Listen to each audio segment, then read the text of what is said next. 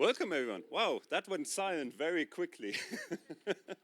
We didn't even say anything, and immediately a very disciplined crowd. So welcome everyone. Before I do anything else, let me point you to the interpretation. So we have live interpretation done in French and Spanish, although I'm not sure the Spanish colleagues are there. Oh, they are there? Yes, okay. So for those who need interpretation, please use the headphones. And you go to channel 1 for French, channel 2 for English, and channel 3 for Spanish. Alors, je peux faire la même chose en français, je peux essayer. Nous avons l'interprétation en direct pour français et espagnol. Et nous avons les fantastiques messieurs, dames assis derrière.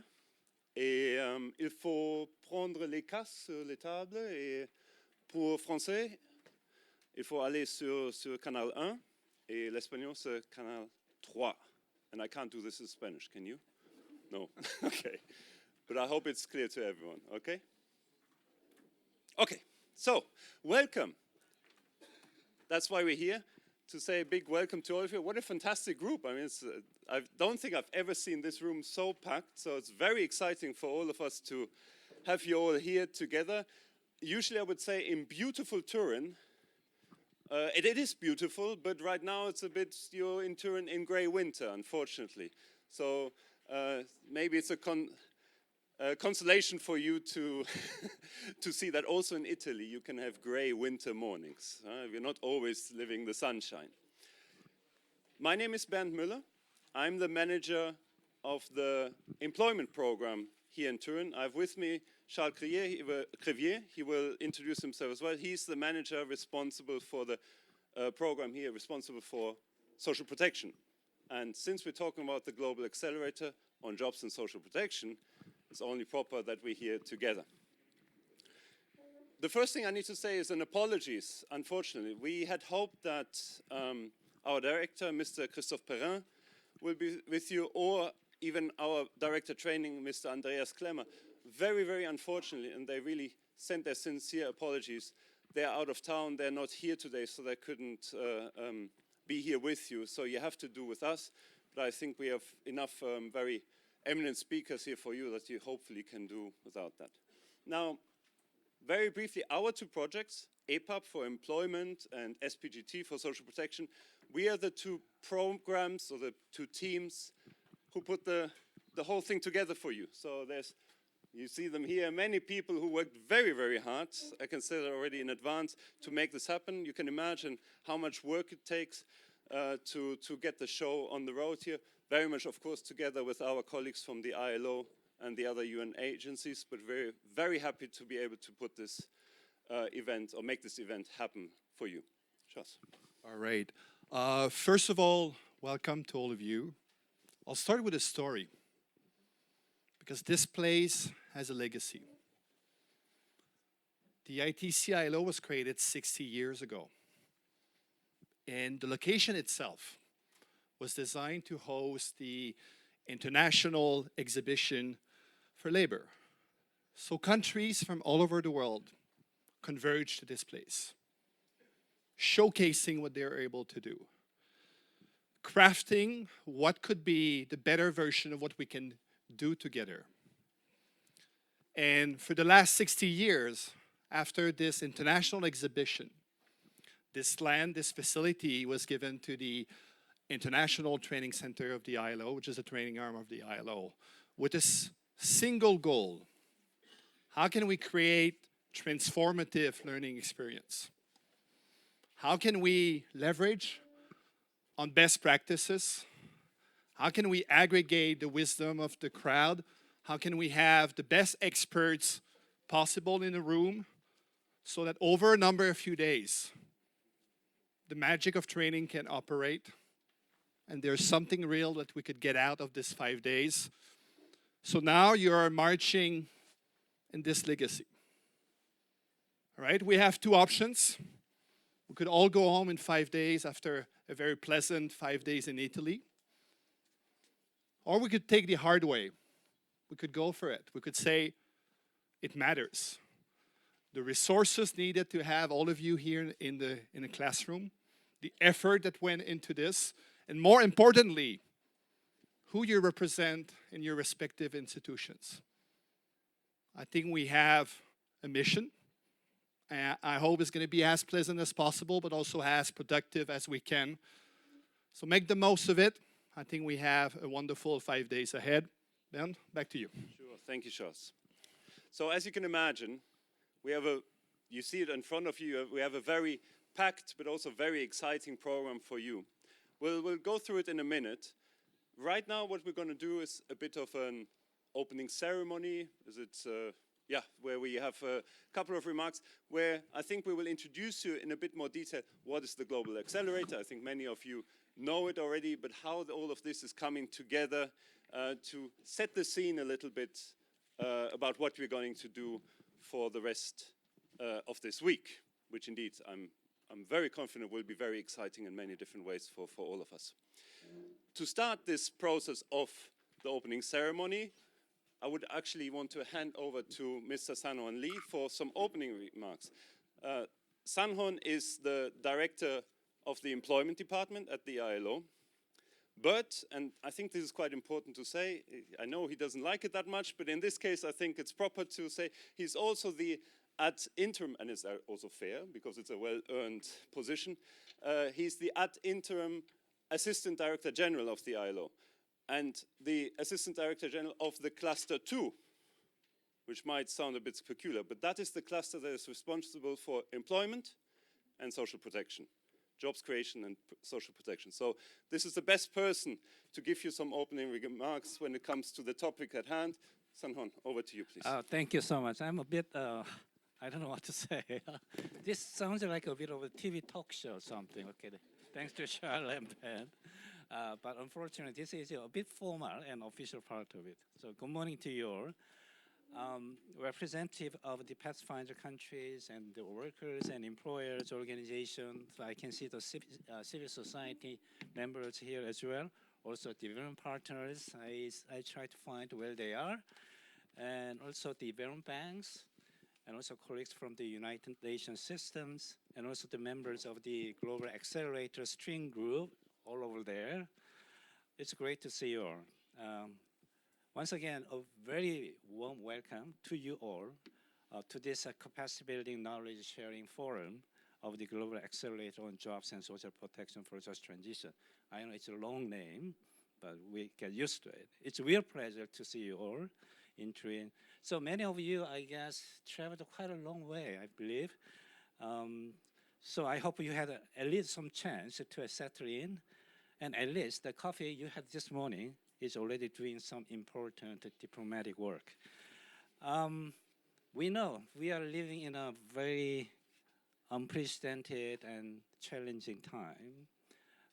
At this kind of time where the concerns are growing that the multilateral system and also the international cooperation are under huge strain, the countries committed to the global accelerators, here, we all here, these actually countries offer a powerful reminder of what becomes possible when we work together with a shared sense of the purpose. So in that spirit, the multi-stakeholder collaboration and policy coherence matters more than ever. So this is also very well reflected in concrete action. The Global Accelerator, as you know, goes beyond the theory. It is already delivering tangible results on the ground. Today, altogether, 19 Pathfinder countries across the world are actively advancing this shared commitment. So the strength of Global Accelerator, as far as I can see, lies in its high-level political commitment and its inclusive governance structure rooted in national dialogue. So by breaking silos across ministries, all of you know, it's so difficult to actually break this silo, but the Global Accelerator, nonetheless, is determined to do so. In doing so, we trying to strengthen policy coherence and fosters deeper collaboration between the UN system and international financial institutions.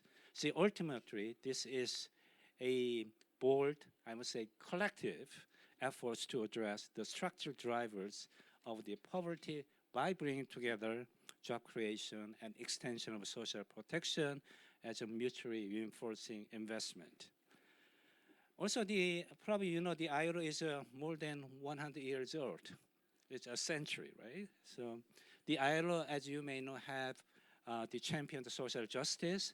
So this mandate remains essential in today's rapidly changing world. So this week's event, all of you are attending, events, actually this forms a very important part of a series of celebration the ILO is organizing worldwide. So culminating on 20 February on the occasion of the World Day of Social Justice. When it comes to social justice, as you know, we need more of it, not less of it. So this is a really important occasion for all of us. So over the next 5 days in Turin, we'll share valuable national experiences and lessons learned. So this forum is a platform for genuine exchange.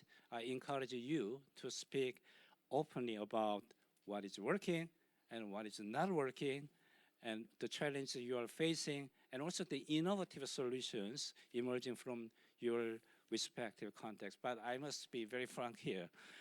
We are a bit short of the good news nowadays, so whenever you have some good news, we tend to appreciate much more. So joke aside, I really hope these 5 days on the Global Accelerator Initiative will be practical, insightful, and forward-looking as we learn from one another and explore solutions for a better future. So finally, I really want to thank all the donors and also partners actually who, through their generous support, have made this event possible, and also the government, in particular government of Belgium, I think who was some represented here, and France, and Germany, Ireland, Korea, which happens to be my country, and Spain, and the UN Joint SDG Fund, and also our lovely sister UN agencies of the technical support facilities, FAO, and UNDP, and UNICEF, and UN Women, and WFP, and of course, International Training Center here for welcoming us in this beautiful setting. Also, all my colleagues from the ILO who are just sitting all over the places in this room to actually have a journey together with you all. So I very much look forward to your active, engaged participation. Thank you very much. All the best.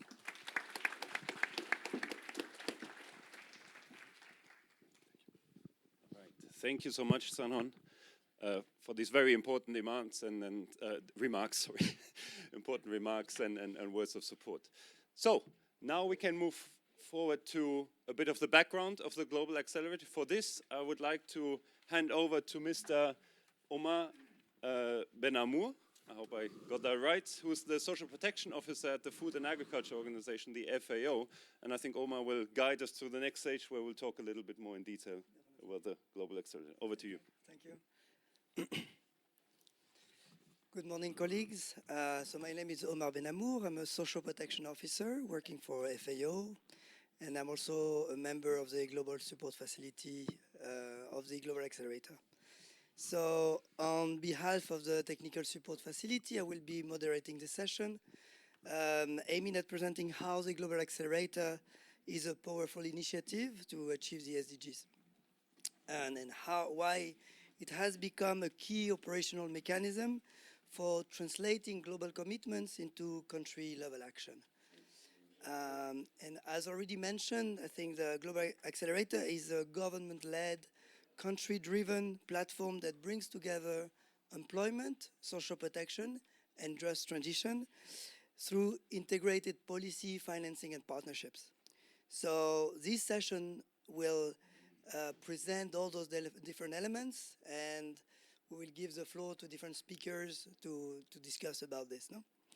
So, first this session will combine a strategic keynote message, followed by a short panel discussion highlighting the different dimensions of the Global Accelerator with different speakers working at global and country level. So we will then conclude this session with a brief reflection on on what has been achieved and what remains to be done. So without further ado, it's now my great pleasure to invite you watching a video message from Miss Amina Mohammed, Deputy Secretary General of the United Nations. Amina Mohammed has been a strong advocate for the Global Accelerator and as a key vehicle to advance the 2030 agenda, particularly in the context of growing overlapping crises, financing constraints, and growing inequalities. So please let us now watch a video message of Amina Mohammed.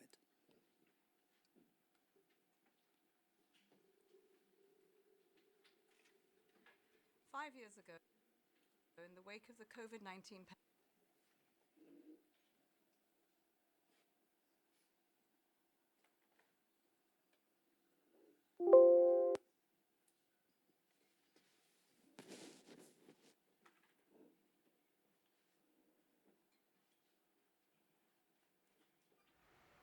5 years ago, in the wake of the COVID-19 pandemic, the Secretary General launched the Global Accelerator on Jobs and Social Protection for Just Transitions.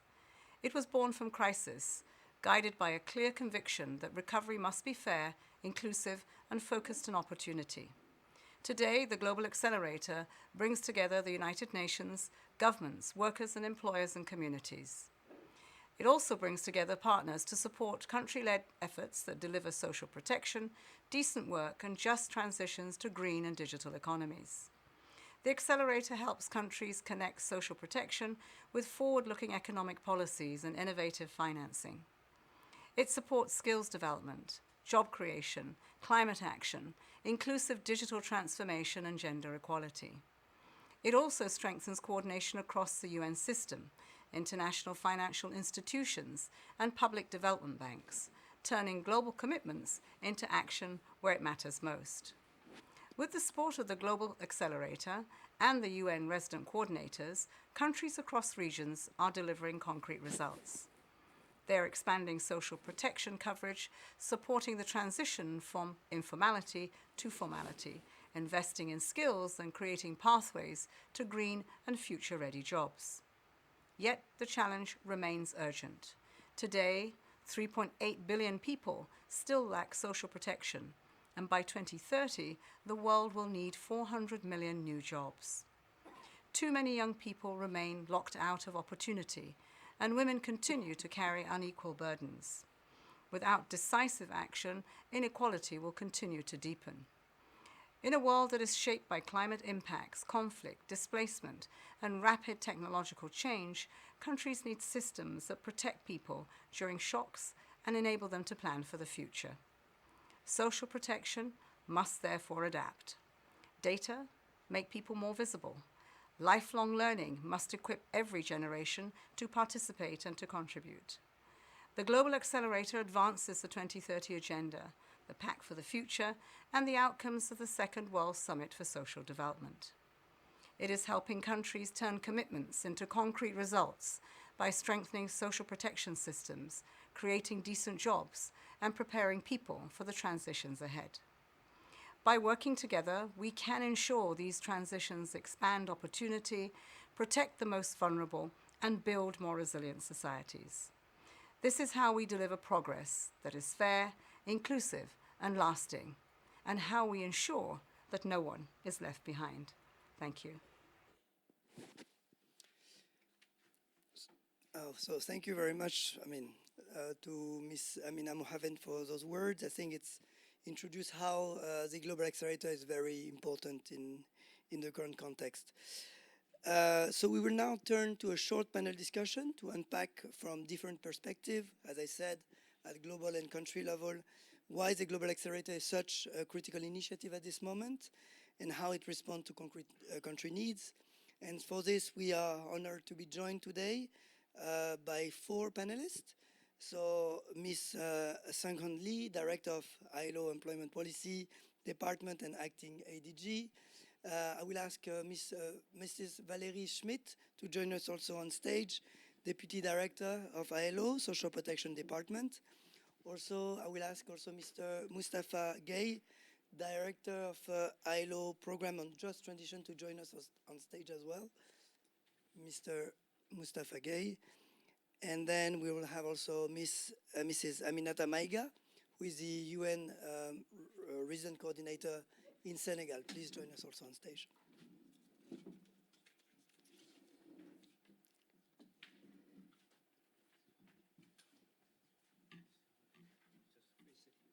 I think it's free sitting, yeah, indeed. There's not your name. Well, we can remove this. Your name is here. Yeah.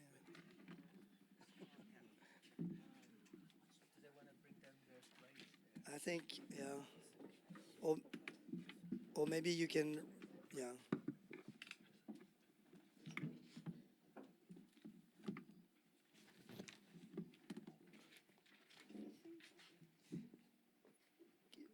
Can we ask to have the names of the different panelists, please? Thanks.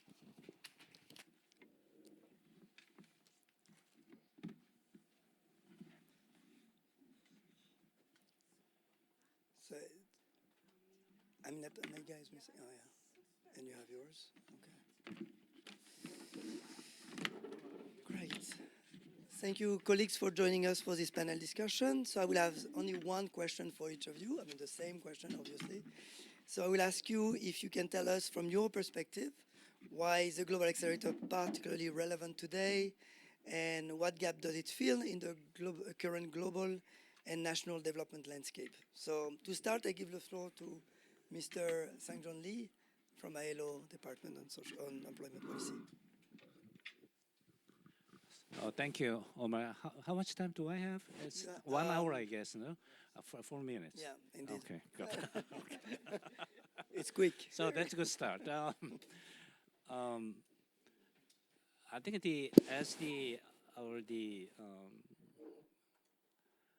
Amina has just mentioned, I mean, the Global Accelerator itself actually grown out of the crisis, actually. So the current continued difficulties is not really issue for the Global Accelerator, because the Global Accelerator itself is really intends to tackle the most challenging situation in different parts of the world. But at the same time, a bit of the nature or quality of the crisis has changed quite a bit. I mean, that's a very important context whenever we're discussing about the important role of the Global Accelerator in today's context. The first one is geopolitics is more difficult than before. I don't need to mention what it is, so probably you can feel it, and when you actually implement the Global Accelerator, because that affects lots of important factors relating to the jobs and social protection. So for example, trade and investment or supply chain issues. All of us feeling it now. And also when it comes to the climate, our colleague Mustafa we're talking about, I think this globally really challenging situation, but at the same time, but as far as I can see lots of the important initiative, local initiative coming out. Irrespective of what's happening at the global, some communities, some countries are determined to go ahead to do something, combining climate changes with the job creation and also social protection. So also we have the technology and AI, and I must say the AI or technology are moving much faster than our education training system. This is painful to admit, but it's what's happening. And having said all of this, unfortunately, our money is in short supply. All of this effort requires money and finance, but we don't have much. Sometimes we have less than before. So we have to figure out how to use our limited resources to make a much bigger impact on the ground. So that's the challenge we have. So Global Accelerator, in my view, is actually tackling all of the issues in a very specific way in the given situation. For example, the Global Accelerator, like all of you are doing, is a really important tool actually making all kinds of transformation, technology or whatever, is actually job rich, not to jobless. Of course, the Global Accelerator is not actually making miracle out of nothing. What we do is that we know all the user aspects on the policies, training, macro, finance, social protection. We know all of these user aspects for the good policy. We know all of this. What Global Accelerator does do is to bring all these elements together. to make our policy more effective and our actually resources more effective.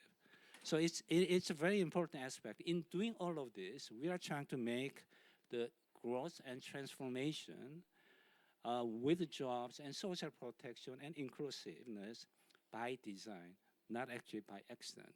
We never believe in the Global Accelerate, all of this happen automatically. This is a matter of our choice and our effort, and also its importance of the design. Second aspect I just want to mention very briefly on this is I think what Global Accelerator particularly excel in other the initiative is this is a bit of a guarantee of the making every policy dollar work twice. So our goal is if you spend one policy dollar, I mean this is a bit of the analogy. If you have make a policy effort and you bring $1 in here, and then we are trying to make out twice out of this. How we can do it? Because we know when you actually the budget is very tight, if you are very innovative, we can find a way of the fragmentation and also the misuse of the resources, and at the same time we'll find a way of the bringing or channeling all these limited resources to most impactful areas in either in the sector or the policies, but while actually maintaining coherent policy framework. If you bring in lots of resources and policies, but without any consistency with other policies, your actual positive effect will be cancelled out immediately by other actually more counteracting the policies as well. So that's why we're trying to link skills to sector policies and employee services, local development, social protections to the workers' mobilities and transition, and also the financial strategy as a bit of a catalyst for the resource sector mobilization as well. And one last thing I want to mention is the Global Accelerate is, in my view, beautiful mechanism for reasserting and demonstrating how multilateral system is working. This is particularly important even in current very difficult multilateral system. I have colleagues actually from Amita, probably she may say something more about this. I am very proud of what we have been doing through Global Accelerator despite all the difficulties. So I'm confident Global Accelerator will continue to serve very good actually examples how to navigate this actually difficult time. Probably the secret of the success of all of this is not just because we are working together, but more importantly, we are also working together with all the countries, all of you, and the social partners, and the donors all together. This is not one person's show. The key of the Global Accelerator, as I said, bring all together. Let's see what is the best way of the working together and what is working. So, in a sense, in my view, I'm a bit rhetorical here. The Global Accelerator is perhaps one of the best tools we have, turning today's uncertainties in job transition outcome, which actually many people can feel on the ground. Thank you. Thank you. You want to applause maybe? Okay. Yeah, go ahead. Thank you very much, Sanghan, for promoting and presenting how the GA is let's say, multilateral, catalytic, and safe investment for promoting integrated policies in a world where multilateralism is under threat, let's say. So maybe now I give the floor to Valérie. What's your thoughts on this, Valérie? Over to you. Merci. Donc, je vais parler en français. Si vous voulez prendre vos casques.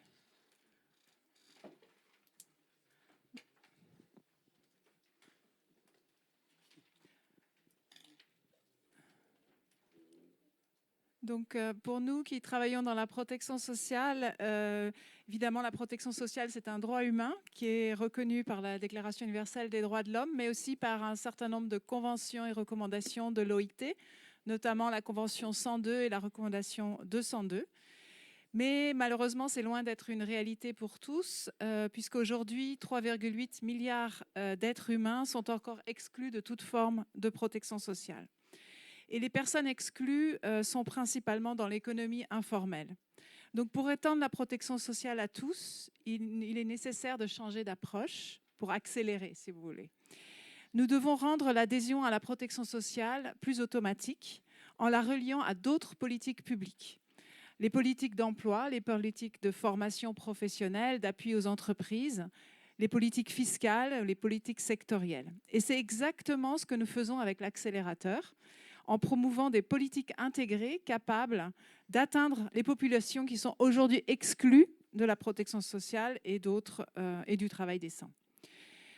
Et mon deuxième point, c'est parce que c'est la protection sociale, ce n'est pas seulement une fin en soi. C'est aussi un levier essentiel pour accompagner les grandes transformations économiques, les transformations sociales et environnementales. Tous les pays sont confrontés aujourd'hui au changement climatique et mon collègue Moustapha Gueye va en parler. Et la protection sociale, c'est un instrument clé pour venir en aide aux populations qui sont sinistrées, qui sont victimes d'une dégradation progressive de leur environnement. Elle est aussi indispensable pour réussir une transition écologique, énergétique juste. Je pense que Moustapha, tu vas en parler plus en détail. Je voulais juste mentionner, par exemple, l'exemple du Sénégal avec l'arrêt des subventions au gaz qui n'a été possible et socialement acceptable que parce qu'elle s'est accompagnée de transferts monétaires supplémentaires aux familles les plus pauvres.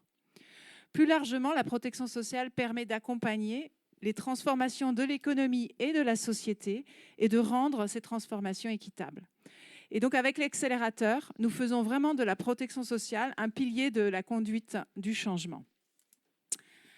Et mon troisième point, c'est que les pays n'investissent pas suffisamment dans leur système de protection sociale. En moyenne, les pays devraient augmenter leurs dépenses de 3,3 points de PIB pour garantir un socle de protection sociale pour toute la population.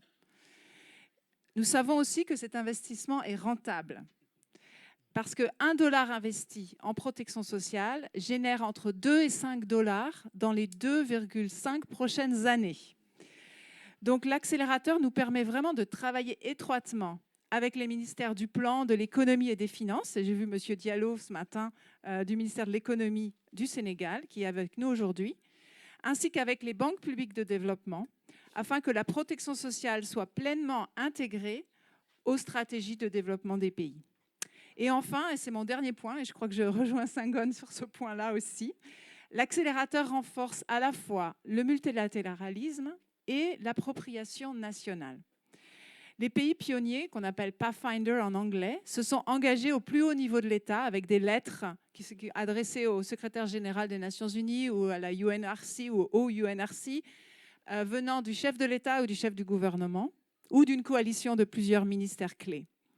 Dans chaque pays, plusieurs ministères clés, donc comme le travail et les affaires sociales, mais aussi le plan, l'économie, les finances, l'agriculture, etc., ainsi que les partenaires sociaux, donc les organisations de travailleurs et d'employeurs et la société civile, sont étroitement impliqués dans l'accélérateur au travers du dialogue social. Et au niveau global, vous faites tous partie du Global Accelerator Steering Group qui nous permet de partager les avancées de l'initiative et de la faire grandir ensemble. Donc l'accélérateur, c'est beaucoup plus qu'une somme de projets. C'est vraiment une action collective en faveur de la justice sociale. Thank you, Valérie.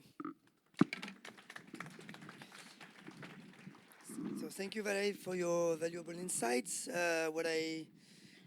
If I can summarize, it's basically saying that the GA is important, essential, actually, investment in a world that is where we're facing a lack of coverage of social protection, especially for informal workers, that we have a specific focus on sectoral policies because we need to change the approach to extend coverage to social protection, that we believe that social protection is a powerful investment for transforming not only the economies but also societies in a context of climate change and different, let's say, challenges that we are facing in the world.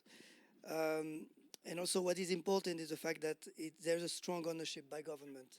And that's where I think the approach of the UN in general has changed, where we give more space to countries to actually lead us toward this change. So without, our next panelist, I will give now the floor to Mr. Moustapha Gueye. If you can please give us your perspective on this. Over to you. Thank you very much. Ladies and gentlemen, I would like to start by saying that decent work depends on a healthy environment. So at the ILO, we have estimated that 1.2 billion jobs rely on healthy and well-functioning ecosystems, whether it's in the forest sector, in agriculture, or in services. So this means that the more ecosystems are degraded, the more challenging will it be to achieve that objective of a decent work for all and to advance social justice through decent work. If we take one indicator, we are today here in Turin and it's a cool day, but we know that in many parts of the world, when we hit summer, we experience heat stress at unprecedented levels. We have estimated at the ILO that today 2.4 billion workers around the world are exposed to heat stress. So it is a challenge to occupational safety and health, but it is also undermining labor productivity. If this pattern of warming goes uncontrolled, by 2030, the world is going to lose, on average, 2% of labor productivity. So that 2%, if you turn it into full employment equivalency, it gives you 80 million jobs. Now, this is a challenge, but the ecological transition is, broadly speaking, a positive story. It can be a positive narrative. We have estimated just last December, together with the IRENA, that 16 million people worked in clean energy sectors around the world. There's now more jobs in renewable energies generated than in fossil fuel industries. And if you look at economic growth, in July last year, the UN Secretary General released a powerful report that was titled A Moment of Opportunity.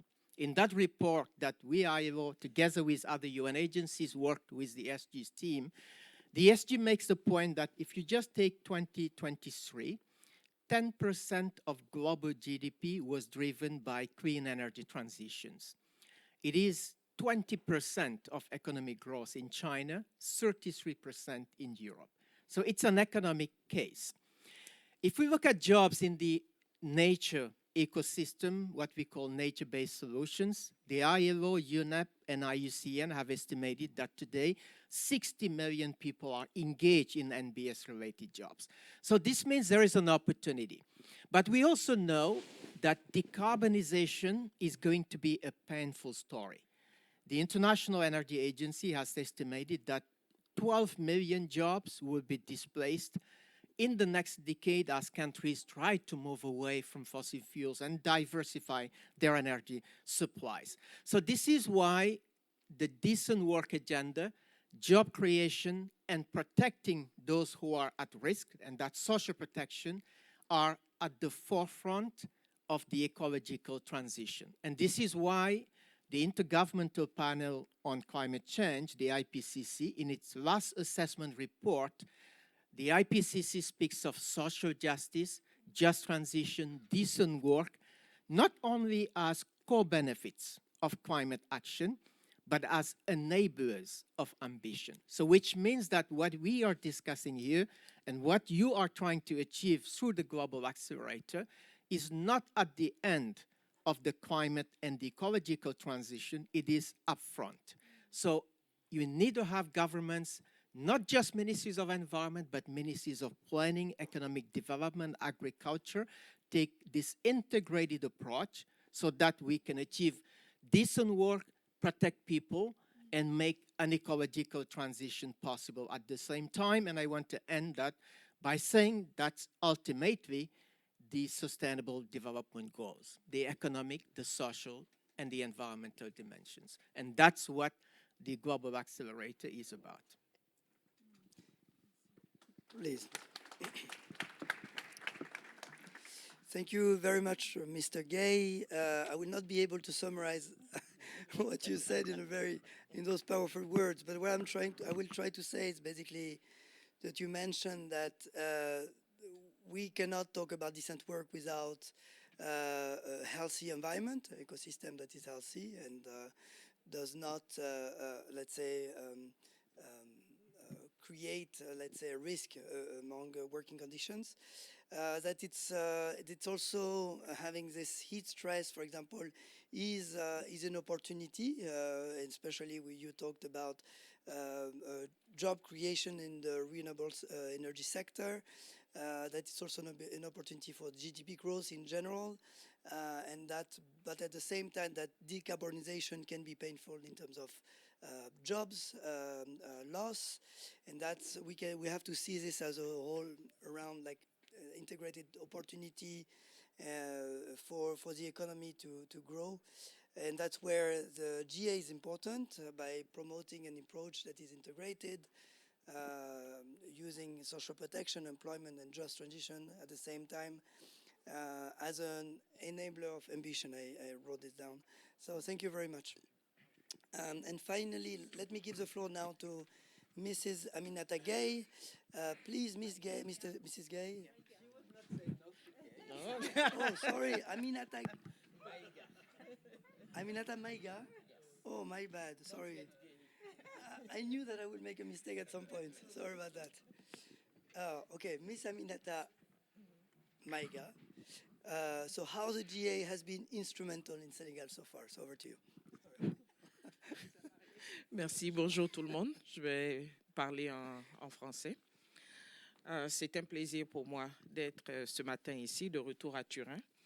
Et c'est intéressant parce que j'étais du côté de l'OIT lorsqu'on montait l'accélérateur, lorsqu'il y avait les discussions techniques. Et maintenant, je me retrouve comme coordonnatrice du système des Nations Unies au Sénégal.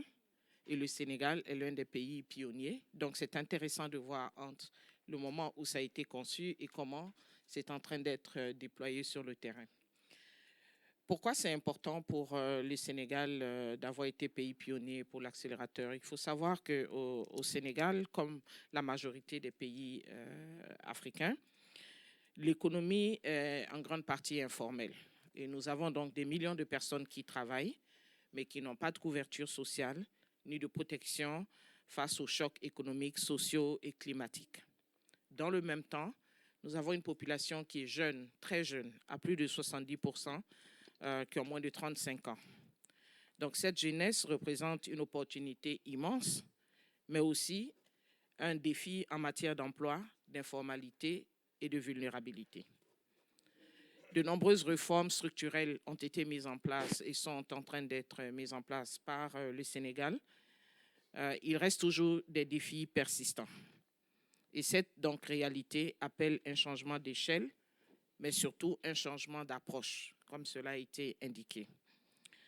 L'emploi, la protection sociale et les transitions justes ne peuvent plus être traités de manière séparée. Il ne s'agit pas d'agendas distincts, mais d'agendas interconnectés et qui traduisent un même choix de société. Et c'est exactement l'ambition que l'accélérateur a. Dès le départ, le Sénégal a fait le choix clair d'avoir une approche, ce qu'on dit en bon français, all of government. L'accélérateur est donc logé au ministère de l'économie et du plan et nous avons la chance d'avoir le directeur général de l'économie et du plan qui est donc le coordonnateur de l'accélérateur, M. Diallo, qui est avec nous ici aujourd'hui. Et cela montre l'importance et le positionnement que le Sénégal a donné à l'accélérateur en faisant des leviers centraux de politique économique en cohérence avec la planification nationale et les réformes macroéconomiques entreprises par le pays. Ce leadership politique et institutionnel fonde donc la crédibilité de l'initiative de l'accélérateur au Sénégal.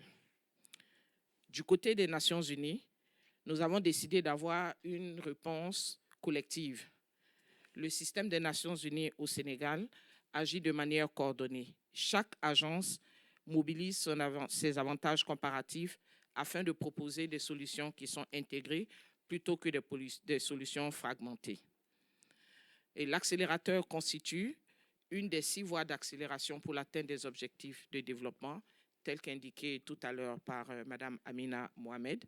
Et nous avons mis en place au sein du système des Nations Unies une task force qui est dédiée spécifiquement à l'accélérateur et qui permet donc d'avoir un dialogue cohérent avec le gouvernement et des réponses qui sont à la hauteur des enjeux.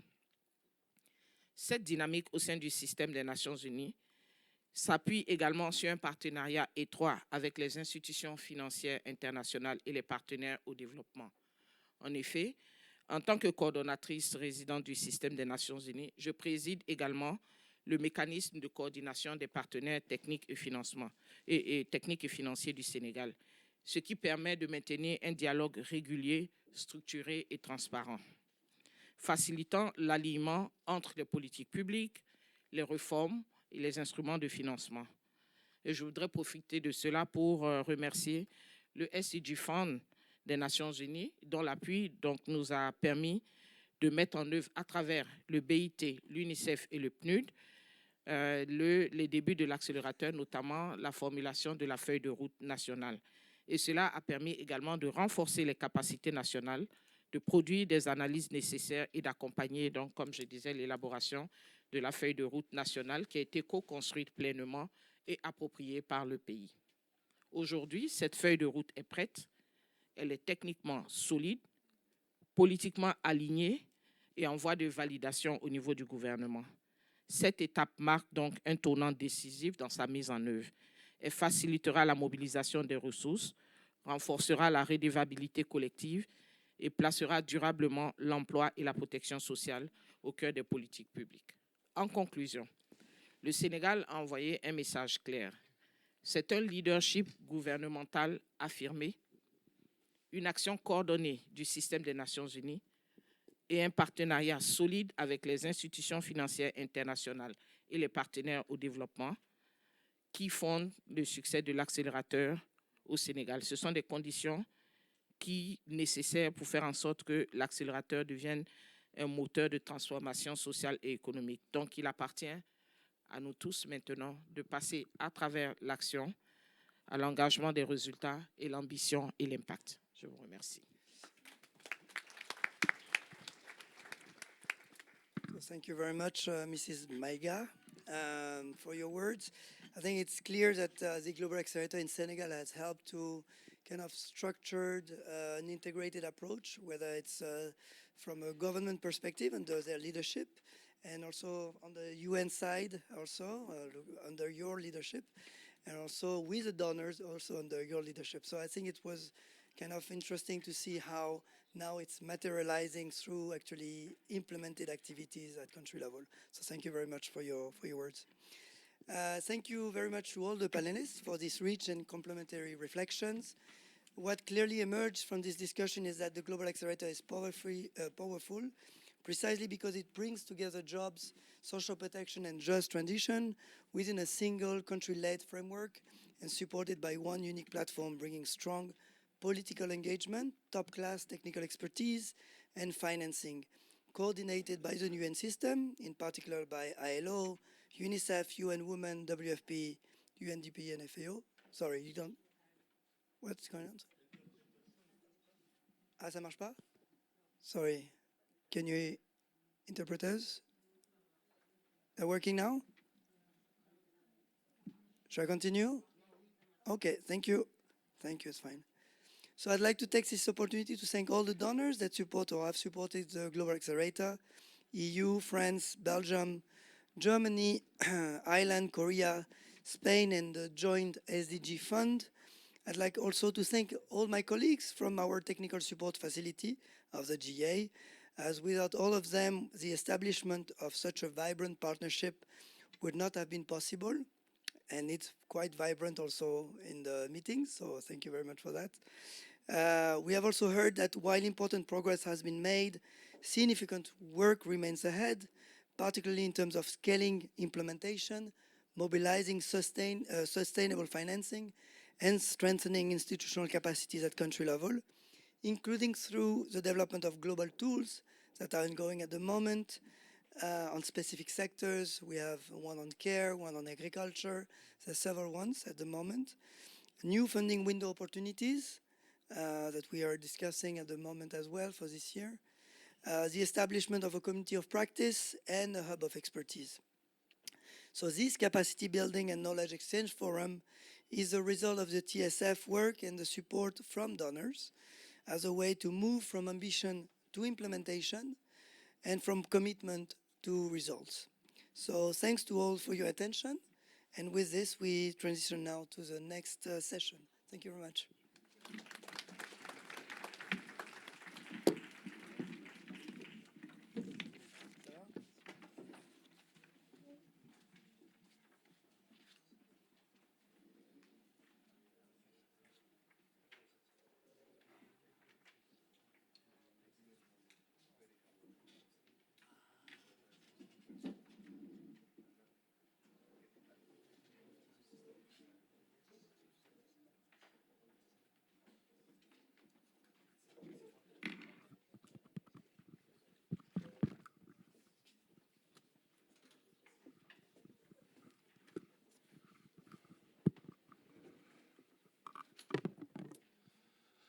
All right.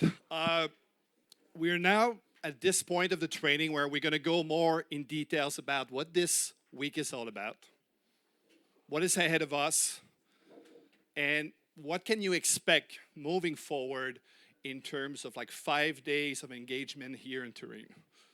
But I want to capture the essence of it. Why are we here? There's a purpose here that is greater than all of us. It's the concept of shared prosperity. How can we connect job creations and social protection? This is a hard problem.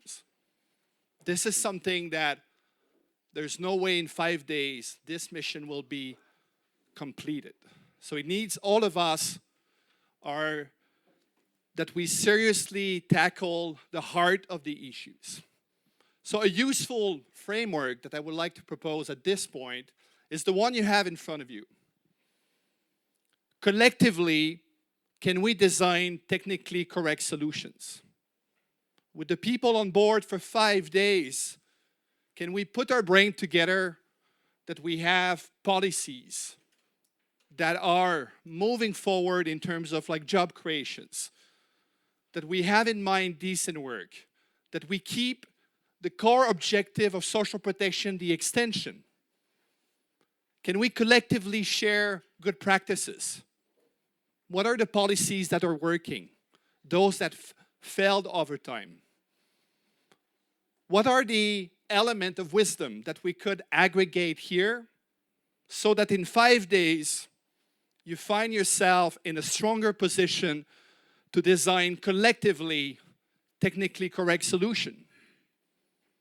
And I must admit, even at the ILO level, we don't do this enough to connect social protection and employment as the core objective of shared prosperity and looking ahead what is the set of technically correct solution. And we all know we are in a highly complex environment. It's political. So not all of the great ideas that will be generated here can be supported politically. There's stakeholders, they have different vision, they have different ideas what is shared prosperity. Government, by the forces that we see at the national level, will probably support some initiative, other initiative will not be supported. Can we keep this in mind, reorganize our idea, and pin down those that are not only technically correct, but that are politically supportable? And that's a hard issue because what is valid in Nepal is not the same as Indonesia. It moves. The circles you see there are also moving over time. There's a time dimension that as you move forward in the implementation, the success or failures of your policy, you have to engage in innovative solutions to make sure there's an overlap between technically correct and politically supportable. And finally, the red bubble here. Is it implementable? Do we have smart solutions that are connected to the reality, that are linked to our capacities at the national level? Can we make sure that our policies are bursting out of documents and lending of the reality in the life of people? Have we adjusted our policies in the way that we are fit for purpose? So that's our global objective.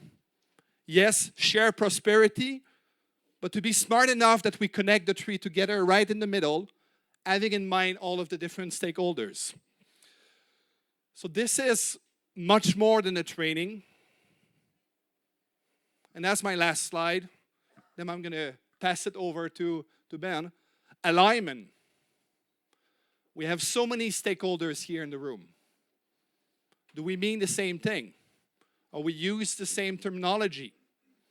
Are we capable of capturing the core of the policies in linking social protection and employment in a way that it is useful?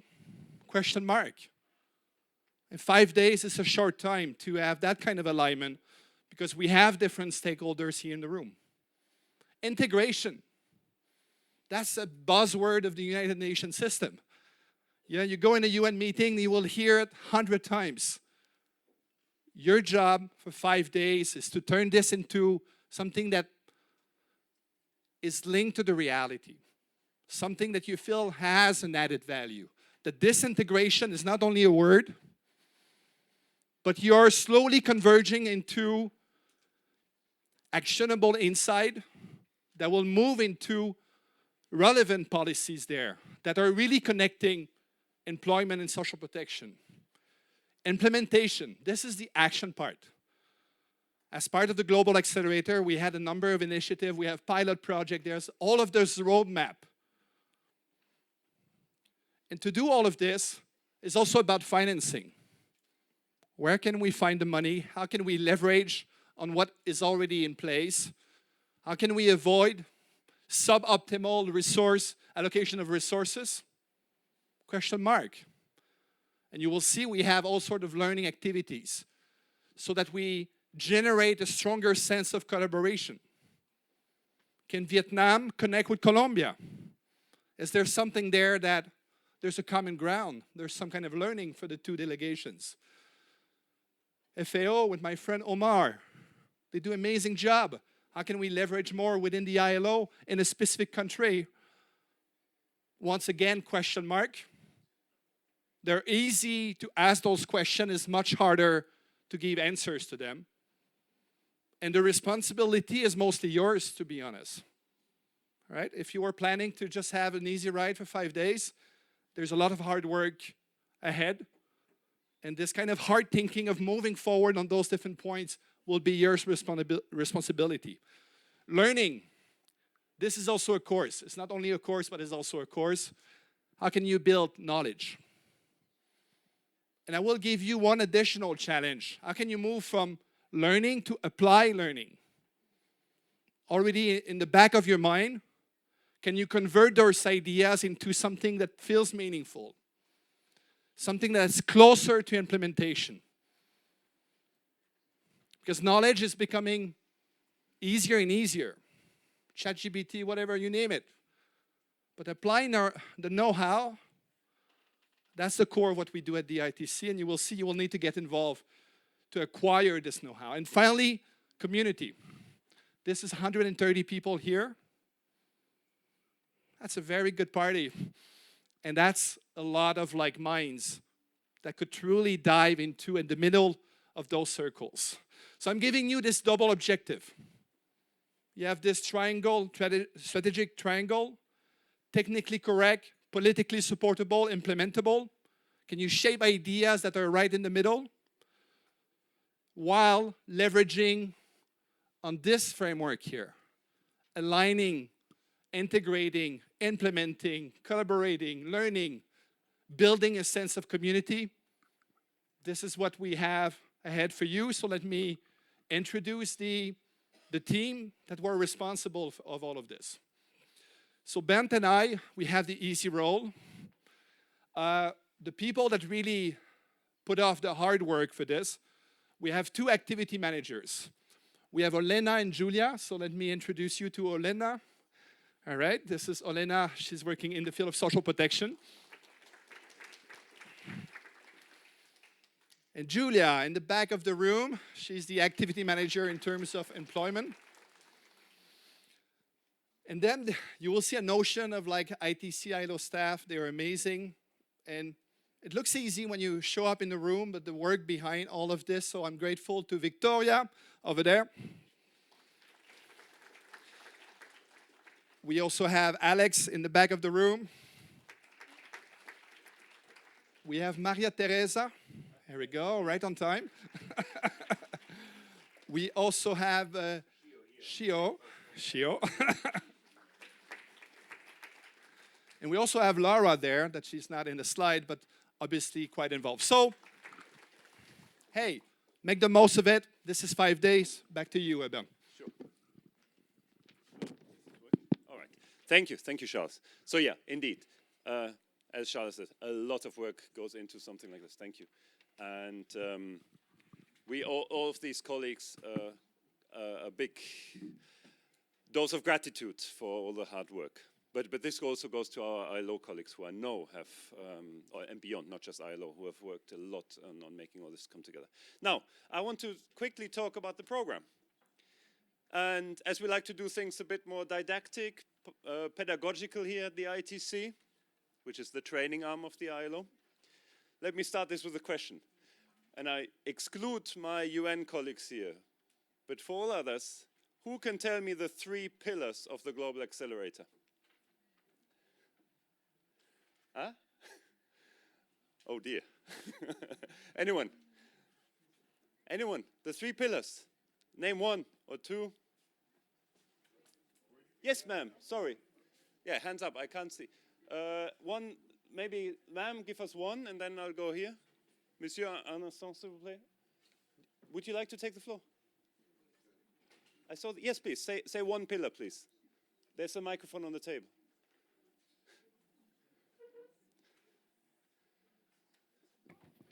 Hello, everyone. Yeah. So we are talking about integrated policies. Thank you. That's 1. I'll stop you there. I'm sorry. I have other hands. Sorry for that. Monsieur, s'il vous plaît. Politically supported. Political supported? That's what Charles presented. But what is the pillar of the Global Accelerator, which is this big construct we're talking about? Anyone can help our friend? Yes, Monsieur? Job creation. Yes.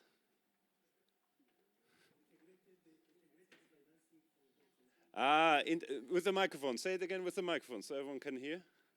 Yeah. Integrated financing for job creation. Integrating financing. So these are, of course, jobs, social protection is important. What Charles has presented is the overarching guiding framework for this training. But so far I have heard 2 pillars of the Global Accelerator. We have the integrated strategies and approach and policies. We have the integrated financing mechanisms. As ma'am, do you want to help us with the final one? With the microphone, if you can. Or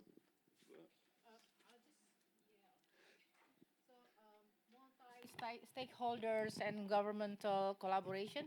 fantastic. So now we have the 3. Multi-stakeholder collaboration. Well, multi-stakeholder facilitation and collaboration, indeed. So those are the 3 pillars of the Global Accelerator. And this is how we have also structured the program, which you have in front of you. And I wanted to guide you through that.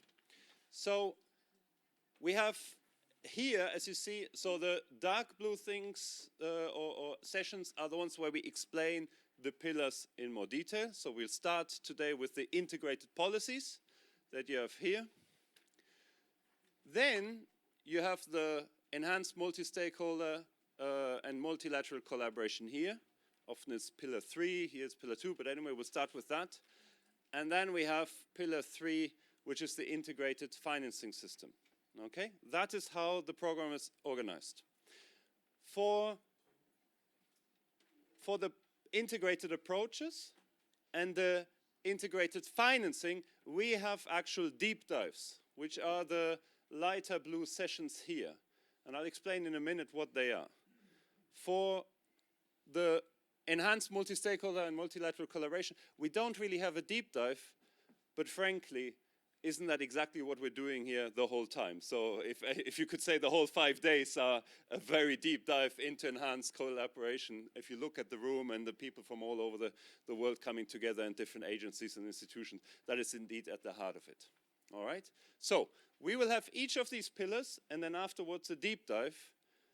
which I'll explain in a minute.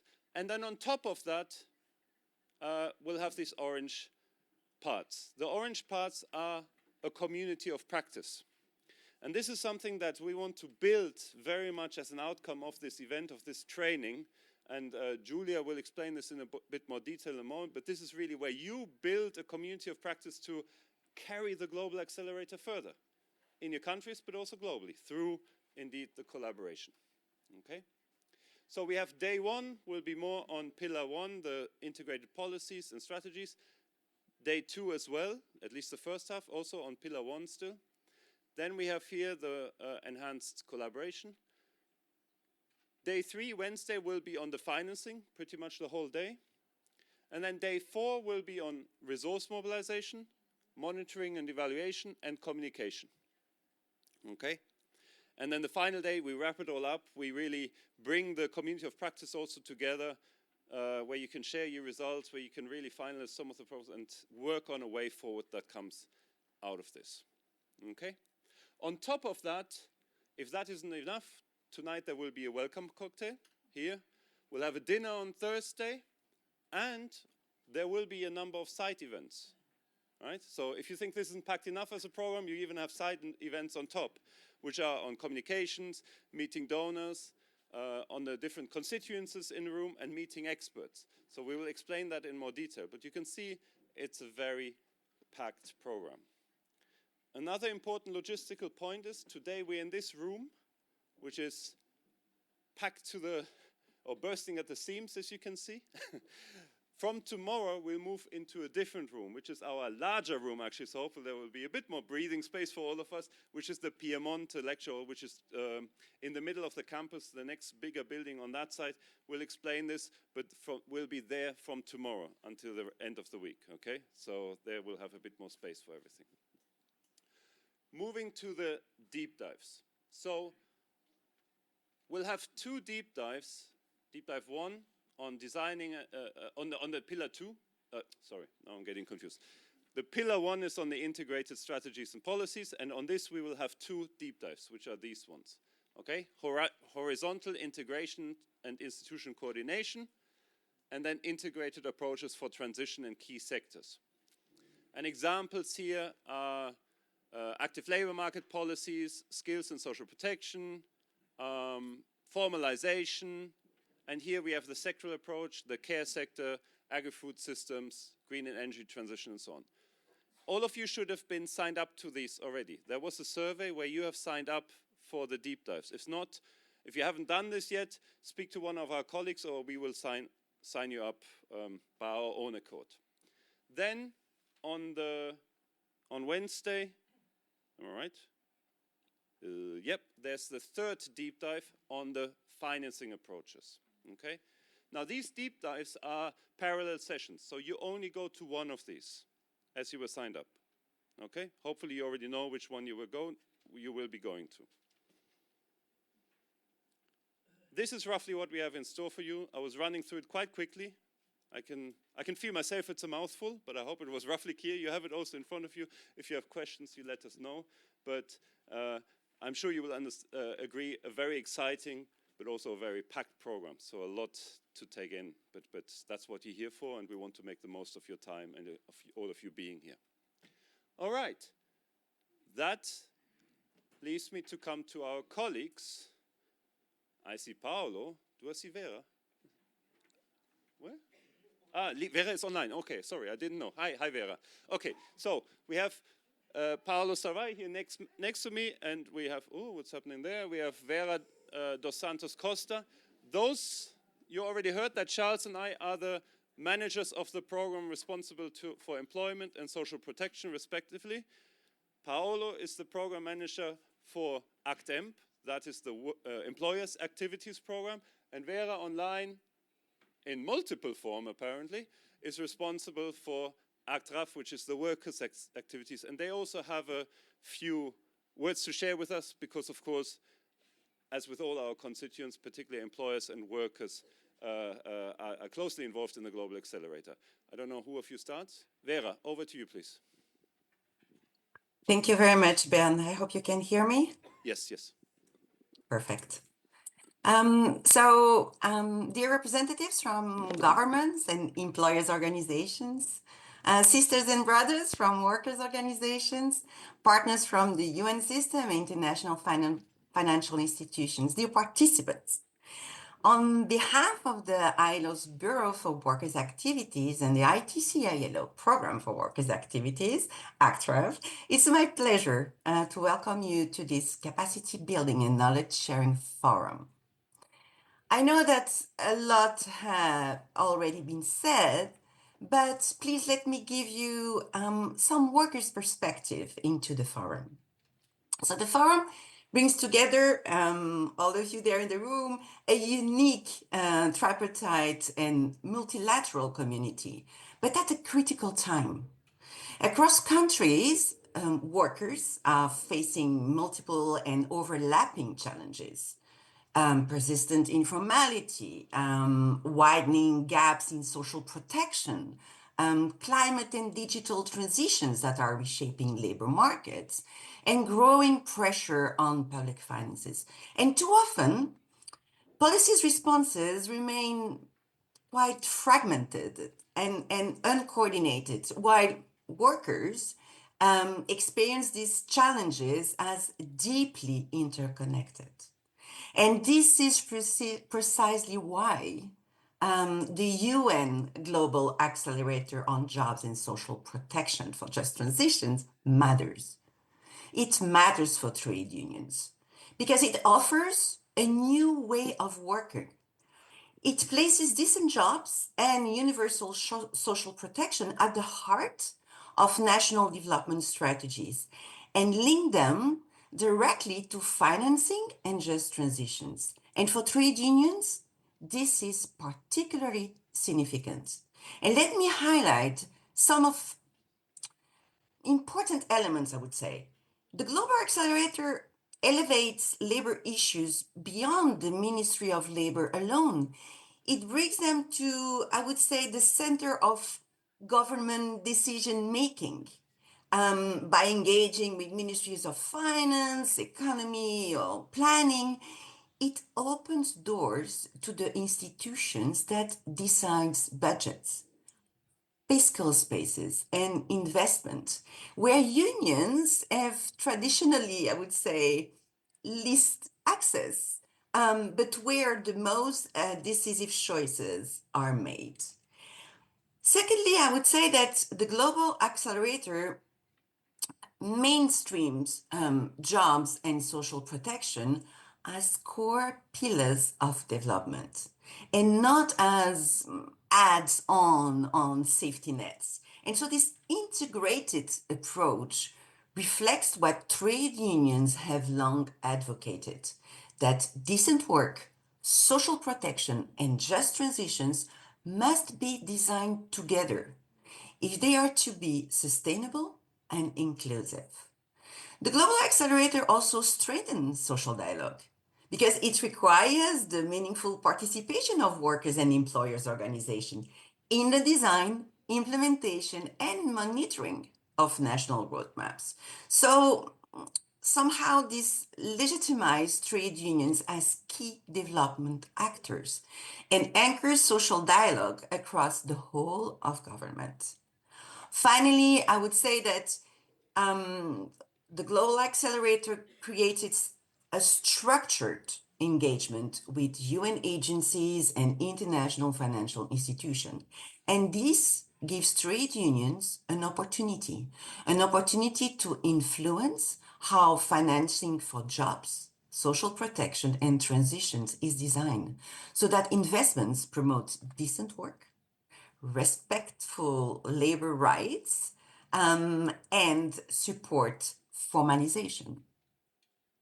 So this forum is therefore not only about learning tools and frameworks, and my colleagues have been explaining that, it's about also building a shared understanding. It's about strengthening capacities and creating a community of practice that can translate the Global Accelerator's ambition into real change for workers' life. So ACTRAF looks forward to contributing to this process, supporting workers' organizations to engage effectively, to use evidence and dialogue strategically, and to ensure that integrated policies and financing deliver on their promise. Decent jobs, universal social protection, and just transitions. Dear participants, you are in very good hands. The colleagues who have prepared this week worked hard to provide you with the best program. And I would say a little message, particularly for the trade unions in the room.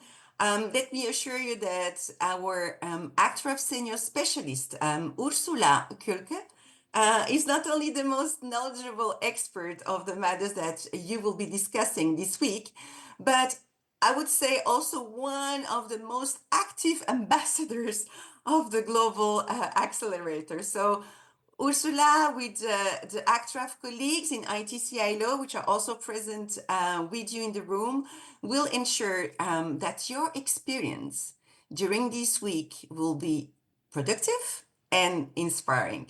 And so let me conclude by reaffirming that ACTRAF stands firmly with trade unions as, I would say, vital agents of change and working together to advance a world of work, I would say even a world at large, where everyone has a voice and no one is left behind. I thank you.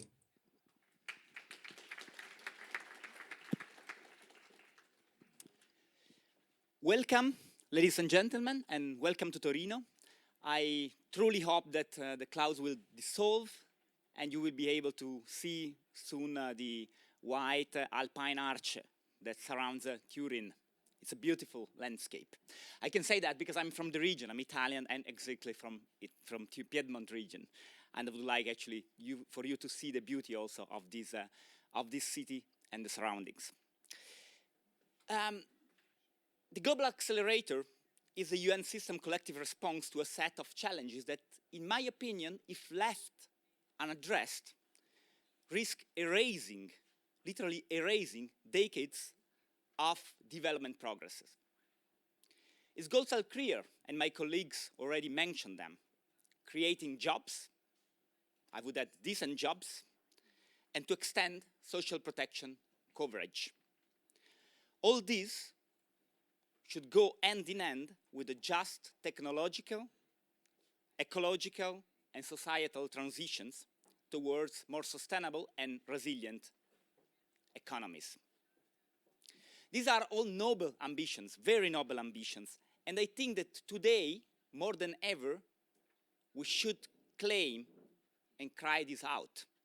We are, again paraphrasing what Charles was saying, for shared prosperity. And we should claim this in a world that seems too often to be moving in a very, very different direction. As I said, the objectives are clear, but the responses are complex.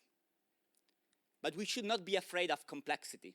I have a little bit enough of, yes, we go for low-hanging fruits. No, we should go for an integrated approach. We should go for the solutions that help addressing very complex problems. And somehow I think that simplistic and often, I would say, populist solutions might be appealing, but have also very, very short legs. So let's not fall into this risk. And somehow, I feel that, especially in a complex situation, we need dialogue. And this is, I think, the ILO, the house of social dialogue. We need spaces where different perspectives can be heard, and where the actors, the key actors of the world of work and beyond, because the global accelerators definitely take on board extremely important stakeholders in the development arena, can discuss and shape the solutions of the future. In this spirit, I would like to extend my genuine greetings to all the social partners, and especially as Chief of the Program for Employers Activities, to the representative of the employers and business membership organizations. that I feel they continue in a difficult environment altogether to uphold the importance of social dialogue and to help shape a future in which workers can have access to safe and decent jobs and where enterprise can thrive and succeed. Again, these conversations are not always easy, but they are, I think, essential if we want both societies that are fairer, and more resilient. Now, just on a very quick logistic notes, we will have, as an employers group, a small constituency group today at 12:30 at the end of the regular session in Piemonte Pavilion, ground floor. With this, I wish you a great week ahead. And again, let's hope that the solutions that can be discussed today, again, paraphrasing Charles, can be technically sound, can be politically accepted or supportable, and organizationally implementable. Thank you very much. Thank you so much, both Vera and Paolo, for those very important words. Now I can hand over to, I believe, Elena and Julia, right? Absolutely. And Thank remember, you. Julia and Olena, those are the two magnificent ladies who have worked extremely hard on putting all of this together from our side. So they're the real heroes from at least, there are many heroes in the room, but these are the real heroes when it comes to actually managing this activity. Over to the two of you, please. Thank you. Thank you very much, Bernd. Colleagues, I think we're starting to get a sense of how this week would evolve. Before we continue with the program, we wanted to suggest that you look around the room. You take a moment, you look around the room, and you appreciate the wealth of knowledge and the diversity, not only in terms of geographic diversity, which is also represented here on the screen, but also in terms of diversity. Some of you just embarking on the Global Accelerator journey. Some of you are well advanced. In this room, you will hear from the colleagues challenges that could be shared, some examples or ideas, innovations that would resonate with you. And this is the moment for you to appreciate this diversity. And our task this week is to make sure we make this diversity our collective strength. And going beyond the geographic diversity, you might remember before coming here, we wanted to learn a little bit more about you, and we will ask you a couple of questions. So what we learned, that in this room, we have a wealth of expertise as well. Many of you are working on social protection, specifically. Many of you are working on employment and skills. Multiple of you are working on social dialogue alongside with the colleagues who are advancing formalization, who are working on economic planning, financing. And this mirrors the Global Accelerator objective. Because what we are here to discuss is not single policies in isolation, but the question would be, how do we bring all of these perspectives together? And what we also learned and what we appreciated is that you have specific interests, you have a focus of your interest, and perhaps a question you came with today or example you had in your mind. Maybe already on your way here to the plenary this morning, you woke up and you started reflecting on how this week would evolve, and you already had some of the ideas you wanted to share, some of the questions you perhaps looking for a response. And this tells us that these specific interests, specific questions, and the focus of specific areas of the global accelerators you shared with us, this tells us that the learning in this room will not come only from the speakers who are invited, but would come also from you. It's your opportunity to continue sharing your ideas, questions, expertise. And we will have an opportunity to deep dive in some of these questions.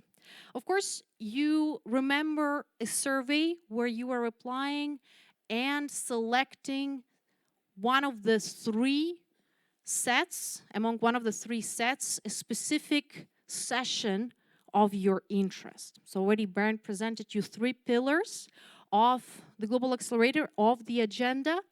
In each one, you will have an opportunity to work in small groups. You will have a possibility to exchange with colleagues to go deeper in some of the questions. So I will not go through all of the sessions that we suggested to you. You do remember all of them. You were selecting them.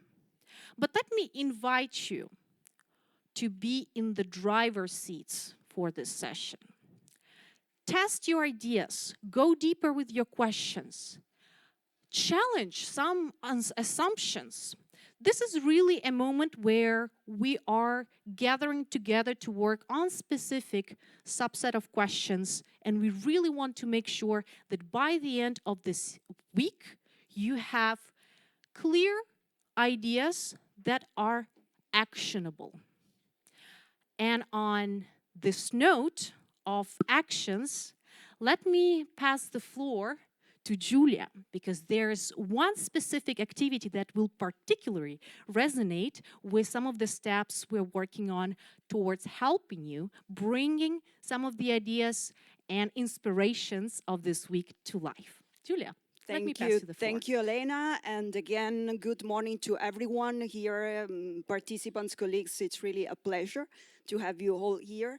And yes, continuing on what Elena just said, she was talking about action and about basically planting the seeds for something bigger to come, okay? So this event, although it's already quite packed and intense, we don't expect it to end this Friday, right? Because one important thing that we are going to build together throughout this week is our community of practice to support the Global Accelerator mission. And so, community of practice, of course, to share experiences, to share knowledge, to foster also problem solving among peers, and also to foster leadership in the countries within the framework of the Global Accelerator Initiative. And so, how are we gonna do that? And please, small parenthesis, I know everyone is looking for a coffee break, but please stay with us 3 more minutes. Yeah, we are almost on time. We are getting there. So we're going to start today at the end this afternoon. During the last 30 minutes, our colleagues from UNICEF will introduce you to the community of practice and to the, let's say, to the process of building and co-collaboration that is gonna be set up this week.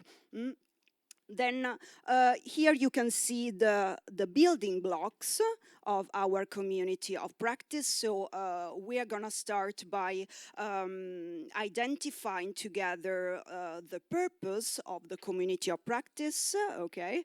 Then we're gonna move to identify who is gonna be involved in the community of practice, and also how to make it, how to implement it in practice, right?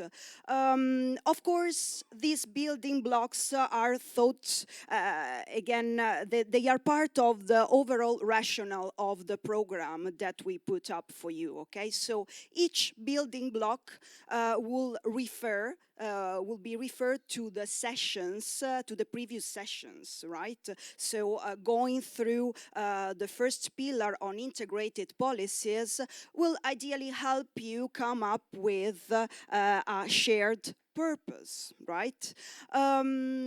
These sessions on the COP will be handled in group. They will imply some group work together, and they will come right after a country reflection moment where we will give every delegations some time to think about the key takeaways of the day, right? So another important aspect of the COP that I would like to mention already is that by the end of the week, we would like to identify the members of a core group, ideally volunteers, that are then that are going to play a key role in designing and implementing this community of practice.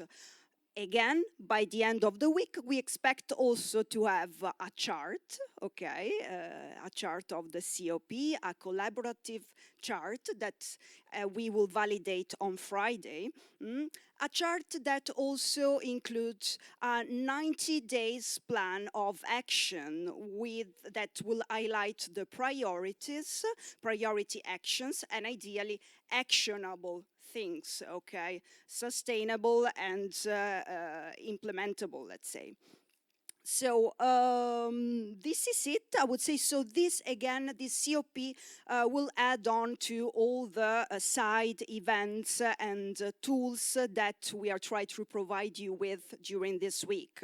Let me also mention that besides the constituency group meeting mentioned before, the communication corners, country corners, we also have publication corners where everyone can put their publications to be shared with others. And let's not forget, we also have our eCampus infrastructure where all the materials of the training will be shared in the 3 languages, okay? They will be shared daily.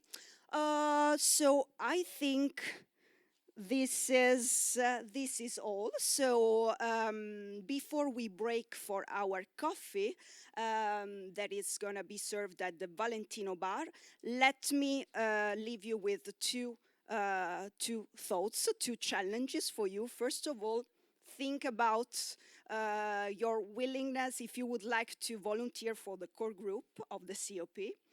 And second challenge is that while you go to the coffee break, you can continue this conversation and perhaps try and meet someone that you haven't met already and share something also perhaps about the expectations and the big questions that you have while coming here, that you are bringing to this forum that we are again building together. Good. So welcome back and thank you so much for being almost on time.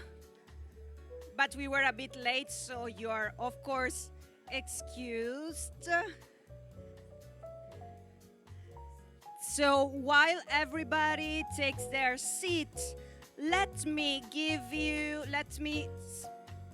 a couple of reminders. An important one is about the Wi-Fi network. Please make sure that on your devices you are not using your telephone hotspot, but please connect to the Wi-Fi in the room that you can find here. We have some signs, some posts hanging on the wall. Then,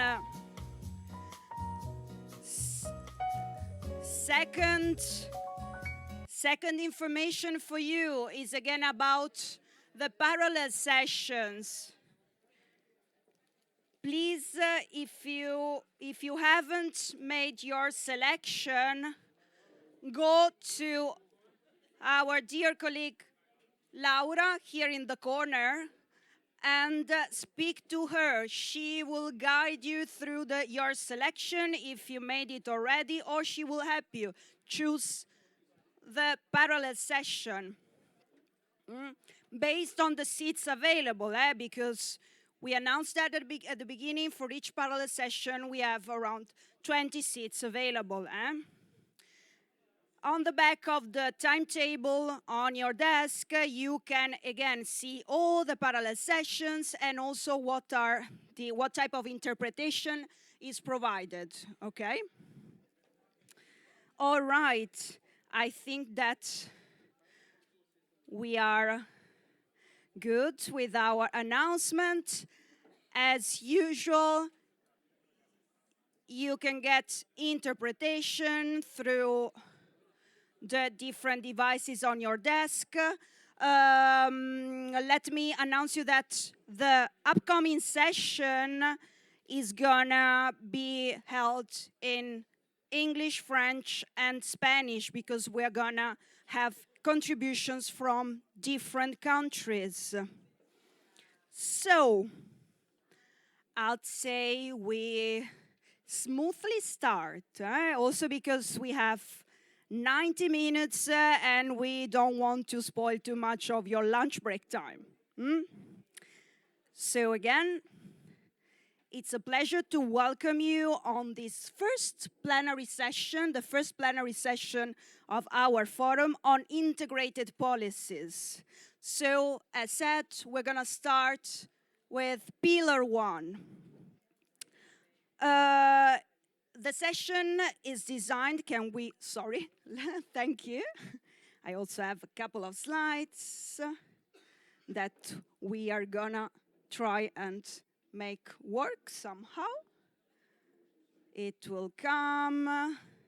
So, yes, the session, again, is gonna be an intense one, so I hope you make a refill of energy during your break. We're gonna start with a keynote speech to introduce, to frame the topic.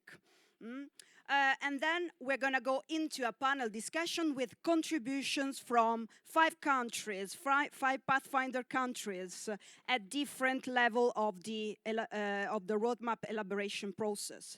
Albania, Senegal, Indonesia, Namibia, and Paraguay. You can already see the names here.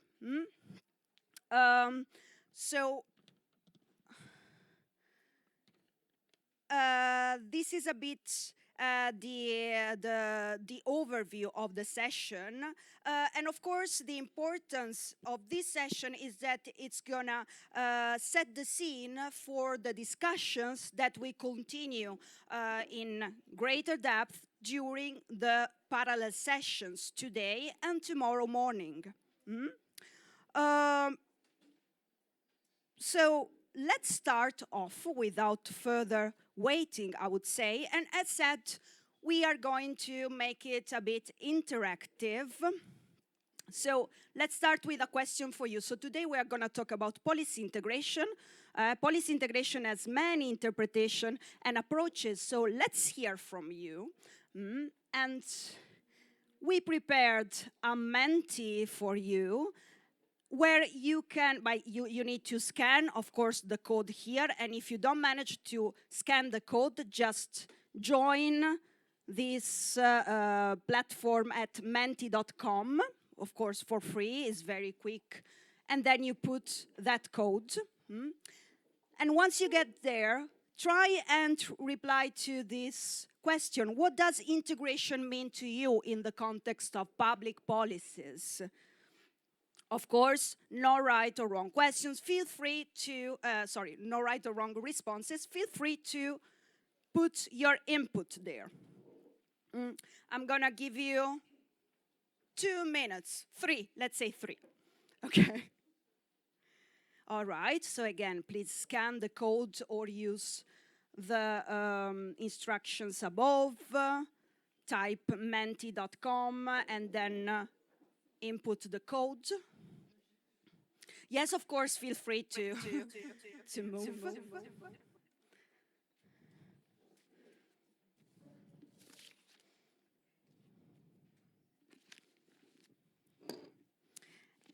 And in the meantime, I'm going to distribute something in the tables, okay? But I'm gonna tell you about this later on. But just to optimize time.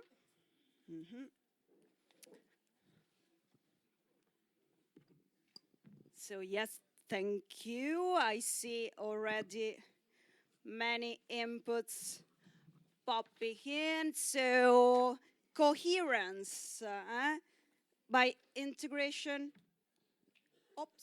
we mean coherence, alignment, injecting an intended concept or purpose, I would say, create synergy. That's great. Include many areas into one overarching policy. overarching policy, integración en el contexto de políticas públicas es lograr utilizar los recursos de manera dirigida para la aplicación práctica de los programas. Multisectoral and complementarity, well, thank you so much. Design and implement policy to reach shared outcome, multi-stakeholder, coherent multi-stakeholder relevant policies. Well, thank you so much for this preliminary initial reflections. And as we can already see, integrated policies cover a broad range of meanings, it's a multifaceted concept, and raise important questions regarding their implications and implementation, of course. So, to help us clarify what we mean by integrated policies and how to design and implement this type of policy approaches, we have some experts with us today. Can we please switch to the slide? Thank you, Shiho. Voila. Just a second. Thank you so much. Yes, so together with us today, I'm very pleased to welcome Céline Perron-Bista, voila, who is a social protection and employment policy specialist at the ILO. She will be guiding, guiding through the conceptual framework of integrated policy. And then after that, with us, we are going to have Sasha Levy-Brule, technical expert on social protection at the ILO, who will be the moderator of the panel discussion to which all these kind colleagues and participants will participate. He will tell you more about our participants later. And then Anna Brachendorf, technical officer for social protection and integrated approaches at the ILO, of course, and she will help us wrap up the session at the end, helping us to highlight the key takeaways from this session. So, yeah, a very important thing. So, it's very clear, right? It's going to be an intense session, and unfortunately, we won't have time to give the floor to every one of you. So, what we thought is to create a question box where you can put basically all the questions that will come to your mind throughout the session. To access the question box, you can scan the QR code that we distribute on the table. Okay, it's there, for instance, yeah. Okay, so feel free, whatever something comes to your mind, can be a question, but even some reflection, something that you wish to share, with the classroom or with the expert, please include them in our question box. And yeah, and this comes later, so I'm gonna stop here. Sorry, and please to give the floor to Céline. Wherever you wish, if you want to stand.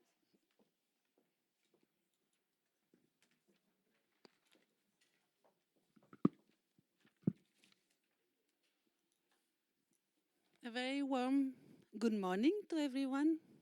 It's really nice to see so many participants, colleagues, and friends from so many countries. And I'm really delighted to be also part of this activity, this journey with you for the week. It is my pleasure to open this first panel. You remember the 3 questions of Burns? What are the 3 pillars? This first panel is about pillar 1, about unpacking the integrated policies. You have put through the slide, though, a lot of approaches, experiences, terminology to define integration. What we're going to do during this panel is to try to understand, and also through concrete experiences from countries, to understand better what it means, integration of social protection and job policies. So, but before entering to the topic, if you allow me to rapidly get back to the concept and the scope of social protection and employment policy, in particular in the context of the accelerator. So we have prepared 2 slides for that.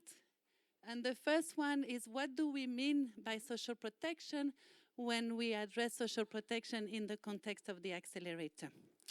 Universal social protection, and half of the room will know that by heart, has heard it many times through the activities with the ILO, is a set of policy and measure to protect all individuals and to secure their income across the life cycle. So we're talking about social protection in the context of this week and the accelerator, about the protection you need for birth, maternity, illness, accident, unemployment, disability, old age. It is a human right, and that was recalled strongly by Valérie in her opening remarks. And those benefits, when we talk about social protection in this week and in the Global Accelerator, those benefits can be either financed through social contribution from workers and employers, and we also had them introducing this this week and recalling the importance of working with them. But also, when we talk about social protection in the context of the accelerator, we also talk about social protection outside the world of work, and the social protection can also be funded through taxes, through non-contributory or social assistance program. So this is really a 2-minute crash course about social protection. And now let's move to what we mean by employment policy during this, through the Global Accelerator. And I have the next slide to help me really condense the definition of employment and the scope of employment policy. When we're talking about employment policy in the accelerator, we're looking at 2 pillars. The first one aims at creating jobs and supporting structural transformation through conducive fiscal and monetary frameworks, through sectoral, industrial, and trade policy, as well as private investment. So this is the first pillar you see also on the slide. The second pillar, the other one, aims at increasing employability and supporting individuals through the different transition. And this morning, Mustafa also recalled us how it is important for workers as well as enterprises to be supported through the transition, including the ecological transition, but also digital demographic. And this pillar of support includes measures such as active labor market policies, skills development program, social protection and care policies, as well as wage and income policies. So this is just in a nutshell, again, very quickly, to set a bit the frame when we are going to talk about social protection and employment policy throughout the week. We're going to refer to these 2 concepts. So now, if you allow me to start with a simple observation. Policy fragmentation is not neutral. And we heard that in the opening remarks also from Mr. Shangon Lee. He insisted on this point. When macroeconomic, sectoral, and social policy are designed and implemented in isolation, even the best well-intentioned reforms can generate inefficiencies, misaligned incentives, and missed opportunity for workers and enterprises. Too often, the fragmentation we see in policy frameworks reflect more the institutional and administrative boundaries rather than reflecting the reality of people's life. And this is a very important message. When we talk about integration in the Global Accelerator, we're really adopting a human-centered approach, and we're really putting human individual at the core. So this is why policy coherence and integration matter. And if you allow me, I will structure my introduction and I will try to be fast, although there's a lot to say on the topic. To be fast, and we will talk about what is integration in the context of the accelerator. Why does it matter? We saw it in the slide though. Everybody said integration is important, but why is it so important? and also concretely how to design and implement it. What is integration? Integration allows different policy to work together toward a shared purpose. This is a very basic definition that could apply to any dimension, any scope. And the shared purpose is supporting decent jobs, income security, and inclusion. And you have put it on the slide responding to the question. Rather than pulling these different objectives in different directions. So integration is really about breaking away from silos that artificially separate different dimensions and again of human well-being. And this logic really sits at the heart of the Global Accelerator. It is within its framework. Integration refers in particular to the integration of social and economic policies, one other, mainly employment, social protection, and a just transition. But we will see throughout this week and through the parallel session what are also the other policies that are very importantly connected to this objective of creating jobs and social protection. But also integration is to mainstream the mainstreaming of social objectives within economic development, climate, and sectoral policies. And maybe this is a novelty through the Global Accelerator, is really to work with the different stakeholders to make sure that the objective of job creation and social protection is also integrated in economic policies as well as the climate and sectoral policies. And we will hear interesting example on how it can work. So now, I hope we understand a bit more what is integration. Why does it matter to go for integration? Integration is essential, absolutely essential for social development. Economic growth does not automatically translate into social progress. Growth can occur without creating decent jobs. It can also occur without reducing inequality and poverty. And not to say that in certain circumstances it can also create more inequalities. It can also occur while leaving large part of the population, particularly women, youth, workers in the informal economy, and rural population behind. So one key implication of this observation is that decent jobs and social protection cannot be considered as indirect and natural byproduct of general development policy. It must instead be systematically considered as explicit and intended objective of each policy reform and investment project. And we have seen in the slide, though, somebody put intended policies, intended option. This objective should be integrated into the design, the implementation, and the monitoring of all public policies. Just as we widely now recognize as a cross-cutting issue, gender equality. So this is why integration and coordination of social protection, employment, skill policies are essential for the objective of sustainable economic and inclusive development. Few illustrations to understand even better the positive impact of integration. Two illustrations. Social protection, formalization strategy, active labor market policy, and skills development are critical to support people through the transition. We all know that because in our different department units, we implement social protection, we implement skills development with this objective of supporting people and enterprises through the transition.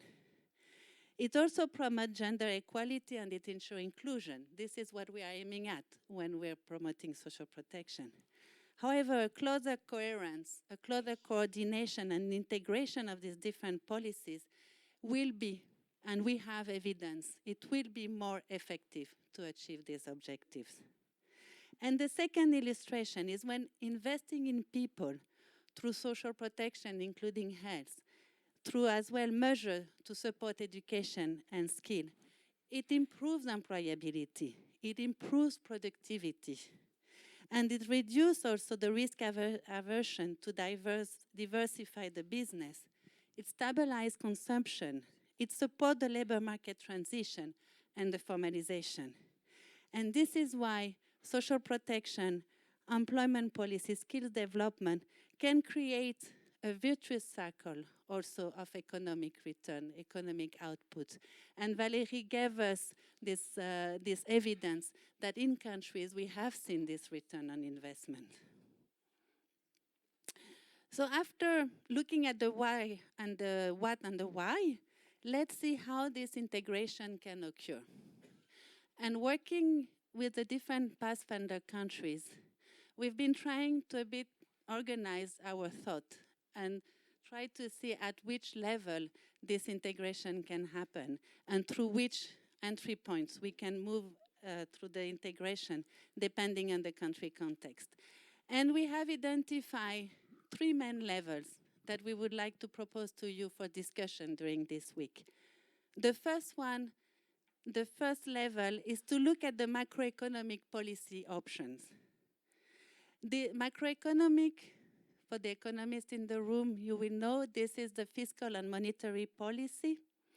And some options, some combination of this fiscal and monetary policy can be conducive of employment creation and social protection. So we can decide on the macroeconomic framework that will create those jobs and social protection. And in particular, fiscal policy decisions are the one that will really drive the domestic resources to continue investing in strengthening the public policies and the systems of social protection and employment creation. So it means asking, when we look at integration for the macroeconomic framework, it means asking what are the employment, social protection, and poverty impacts of macroeconomic choices. As you can see on the slide, it's not only a matter of austerity. Do we want also to promote this social development? And what are the combination and fiscal and budgetary framework that will enable better social investment rather than constraining it? The second level is the policy design and the development choices. This relates more to the national development plans, the structural, the sectoral and industrial strategy, the climate action, although that we mentioned this morning. It means explicitly integrating, as I said, this objective of decent jobs and extending social protection to all, as well as formalization, gender equality in the objective of those policies. And if we do a review of this economic development plan, climate action plans, structural development plans, those objectives are still lacking behind. We can still do more to make sure that those objectives are part of the overall development. It calls also for asking which sectors and investment choices should be prioritized for higher social outcome. But it also means asking within any given sector how a policy or a project can actually maximize its objectives by involving which public actors. How can we work with workers and employers representatives? Which group do we want to support in the population? And which mechanism to put in place to facilitate those linkages? And which monitoring framework? We will also look at the importance of monitoring and evaluating those policies. Did we really achieve this social objective that we have set? And this integration, we will bring some examples through the parallel session. We have concrete example of how this integration at the sectoral level works. For example, in the care or agriculture sector, and how it can also help the ecological transition, the demographic and the digital transition. And the last level where we can look at this integration and coordination is among the institution and the mechanism to implement the policy.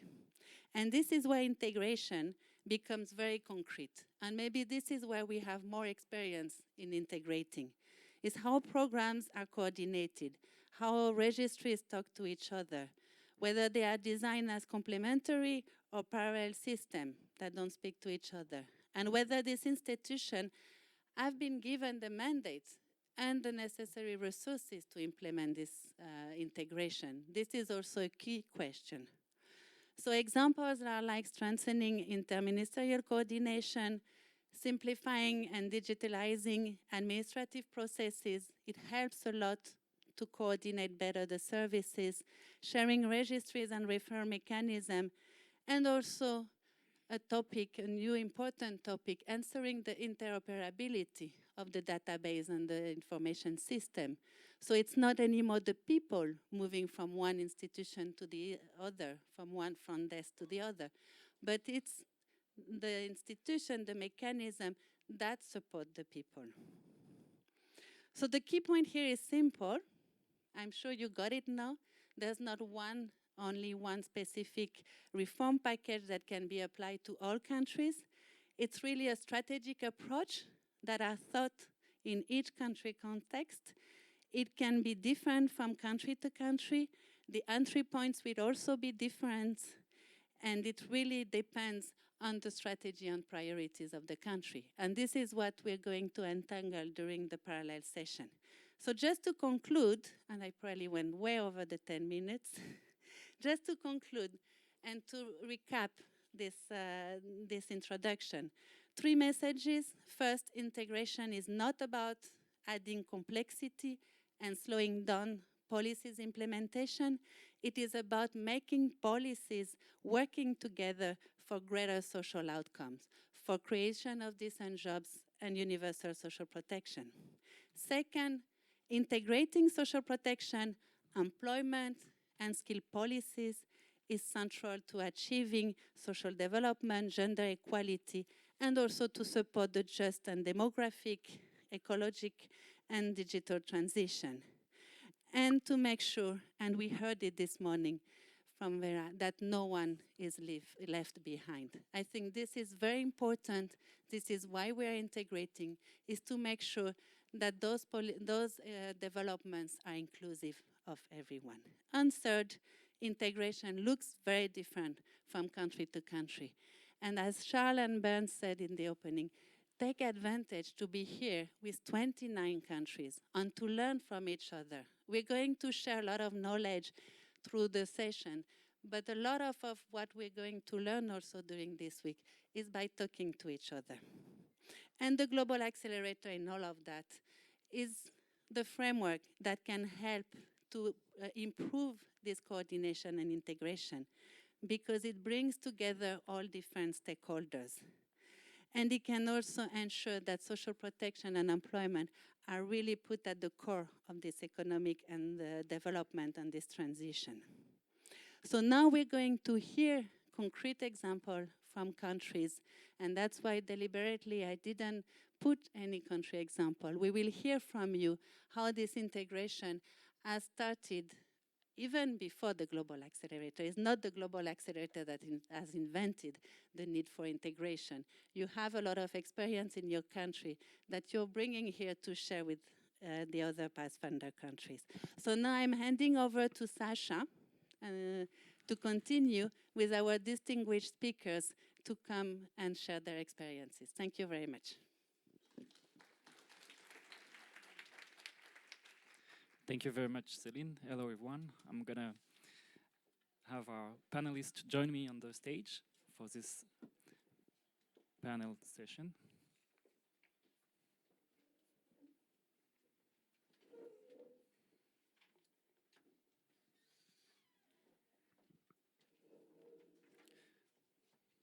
Mr. Diallo, come join me, please. Everyone, the 5 speakers.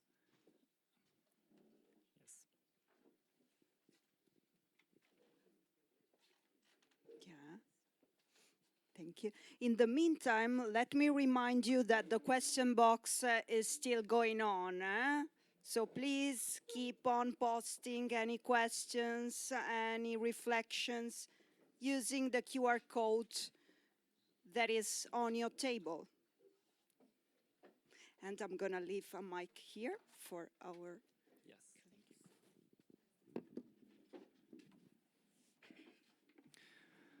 Okay, thank you very much, and I would like to start by thanking Céline for a very insightful presentation. I think that Thanks to that, we now have a clearer understanding of what integrated policy refers to, and we are starting to understand why it is such a distinctive feature of an initiative such as the Global Accelerator. So to start this panel, let's now move to a concrete example of what integration can look like in practice and in countries. And for that, we will begin by hearing from government representatives from Albania, from Senegal, from Indonesia, and then we'll hear from representatives of workers and employers organizations from Namibia and Paraguay on what integration means for each and every one of them. Before starting, please allow me to thank again all our panelists for their presence in this first session. It's a great pleasure to have you all with us. So I would like to start by turning to you, Mrs. Jona Dervishalia. You are the director of the Ministry of Health and Social Welfare in Albania. So thank you very much for being with us. Albania has shown a strong commitment to the benefits of integrated approach, specifically when it comes to tailoring support for vulnerable groups and for strengthening care policies. The roadmap that Albania developed clearly reflects this ambition to develop tools that achieve ambitious social objectives through integration. So could you please share with us why, in the Albanian context, it was important to shift towards more integrated policies to deal with this kind of social issues? And why do you consider this approach necessary to improve the effectiveness of public action in addressing complex social challenges? You have 5 minutes. Thank you. Hello, good afternoon. It is. Okay, good afternoon to all. Thank you, Sasha. Thank you for the question, and thank you to the organizers for creating this space and to exchange and for the practical learning. At the heart of our social development agenda in Albania is the National Strategy on Social Protection 2024-2030, which is a comprehensive framework that reflects our conviction that economic growth must be inclusive and human-centered.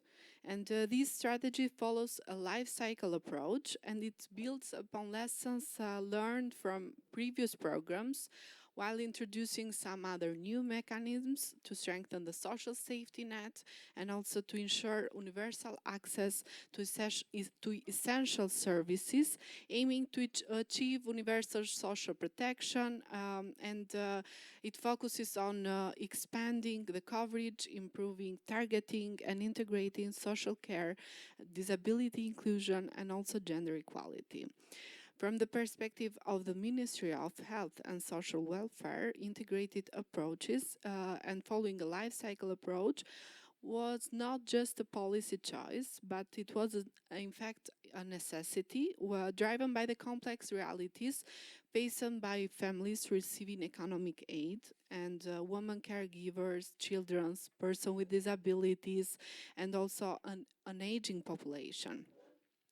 The roadmap for the SDG Accelerator for Albania was supported by UNICEF and the UNDP, provides a throughout analysis on aspects of vulnerabilities and opportunities for these groups, but also a good analysis on the key policies that the country has established or for social protection, for employment and for vocational education. The integrated approaches in the LEAP project were ensured by aligning employment, social protection, and social inclusion policies around some clearly defined target groups supported by interministerial coordination, shared data systems, and local level service delivery. And the integrated approaches were necessary because the groups, the challenges that face these groups are multiple, are overlapping barriers that cannot be addressed by single sector interventions, and that require coordinated institutions that combine income, support, skills developments, and also access to services.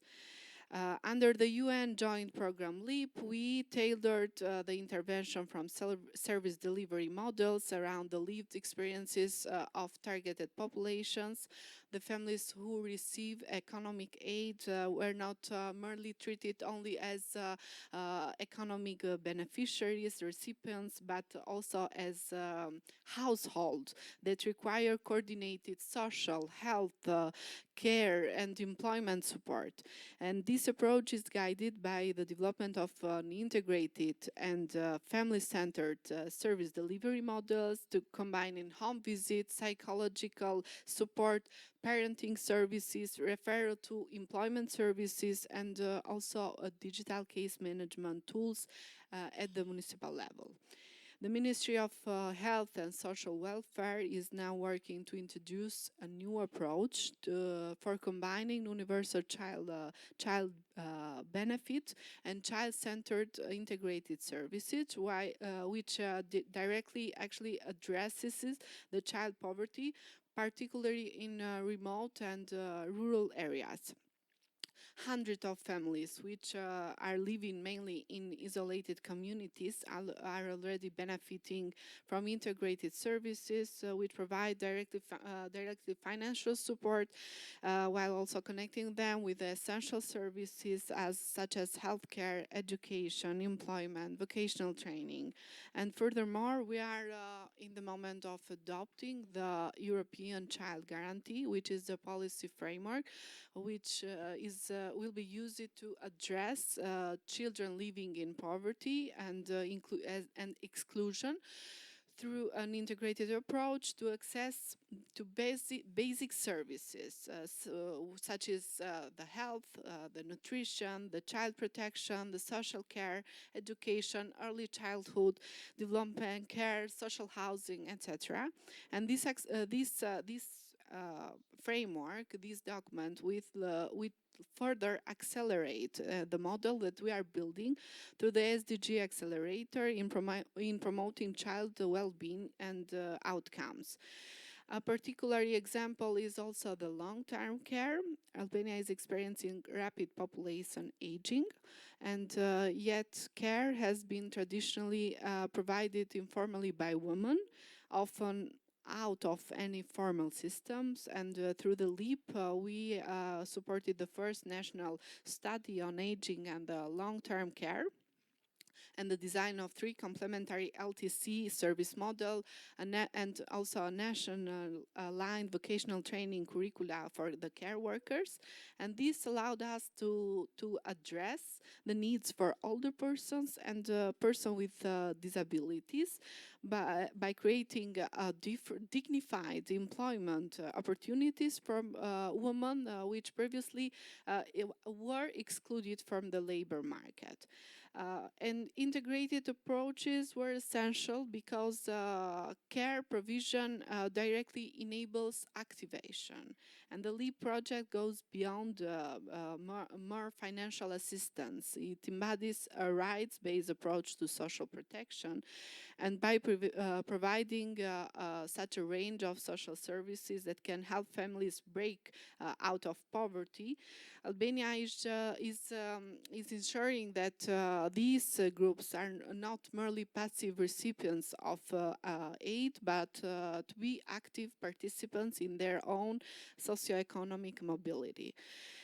And the integration of financial support with opportunities of other schemes and other services such as education, training, healthcare, and is empowering the parents to lift themselves out of poverty and also to improve their long-term prospect. And this program represents a shift in how social aid is conceptualized. Instead of treating families as recipients of charity, let's say, the Albanian approach treats social protection as a fundamental right, a tool for improving individuals and families to build better futures. And the focus on human dignity and equality is a cornerstone of this approach, and this underscores Albania's commitment to create a more just and more inclusive society for all its citizens. Of course, this requires strong horizontal integration, health and social services, social assistance, disability assessment, employment services, vocational training centers, municipal social service that had to work together through the shared protocols, through joint planning, through electronic case management systems. And for us, the integration was not an option. Without it, the services would remain inefficient and exclusionary. And of course, this process has also some challenges. One major challenge that I can mention is the interinstitutional coordination, because aligning their mandates, their procedures, their daily operation, of course, is a bit difficult to integrate all of them in the same time. One other challenge that I can mention are the local capacities, which are not all even with the same capacity buildings, and need to this integrated approach requires multidisciplinary teams that are all together on the same line, on the same path. And to come to an end, I would like to close my word with three key messages why the integration approach is important and why it's effective. Is effective because improves targeting and the coverage of the support. Is important because creates efficiency and reduce duplications in order to have on the same path all the institutions, not to have duplicated policies and initiatives. And this kind of program, let's say the integrated programs and the integrated approaches are more preventive. So that is the direction we are continuing to strengthen our national policies in Albania. Thank you very much. Thank you. Thank you very much. Well, thank you very much. It was a very insightful presentation, a very dense presentation, and you gave us a lot of examples of what integrated policy mean and what are the reasons, numerous reasons behind your choice of moving towards integrated policy. So I'm sure many country representatives here can understand the challenges you described and understand also the rationale behind those reforms that you initiated. Although being convinced of the benefits of integrated approach is an important first step, of course, but translating this vision into structural and institutional changes requires to have concrete mechanisms. So in order to get to that point, I would like to turn to Mr. Souleymane Diallo, who is the head of economic policy and planning at the Ministry of Economy in Senegal. And for this question, if you allow me, I will switch to French. Monsieur Diallo, merci beaucoup d'être avec nous aujourd'hui, d'avoir accepté de partager l'expérience du Sénégal. Depuis que le Sénégal a rejoint l'accélérateur mondial, votre pays a mis en place un certain nombre d'initiatives innovantes pour intégrer davantage les enjeux sociaux, notamment d'extension de la protection sociale, de création massive d'emplois décents. Est-ce que vous pourriez aujourd'hui partager avec nous l'une de ces initiatives innovantes, à savoir la façon dont vous avez fait évoluer vos ateliers de maturation d'investissement public, de façon à ce que dans l'ensemble des projets d'investissement public, quel que soit le secteur au Sénégal, ces enjeux sociaux de création d'emplois décents, d'extension de la protection sociale, puissent être pris en compte de manière transversale. Merci. Vous avez également 5 minutes pour votre réponse.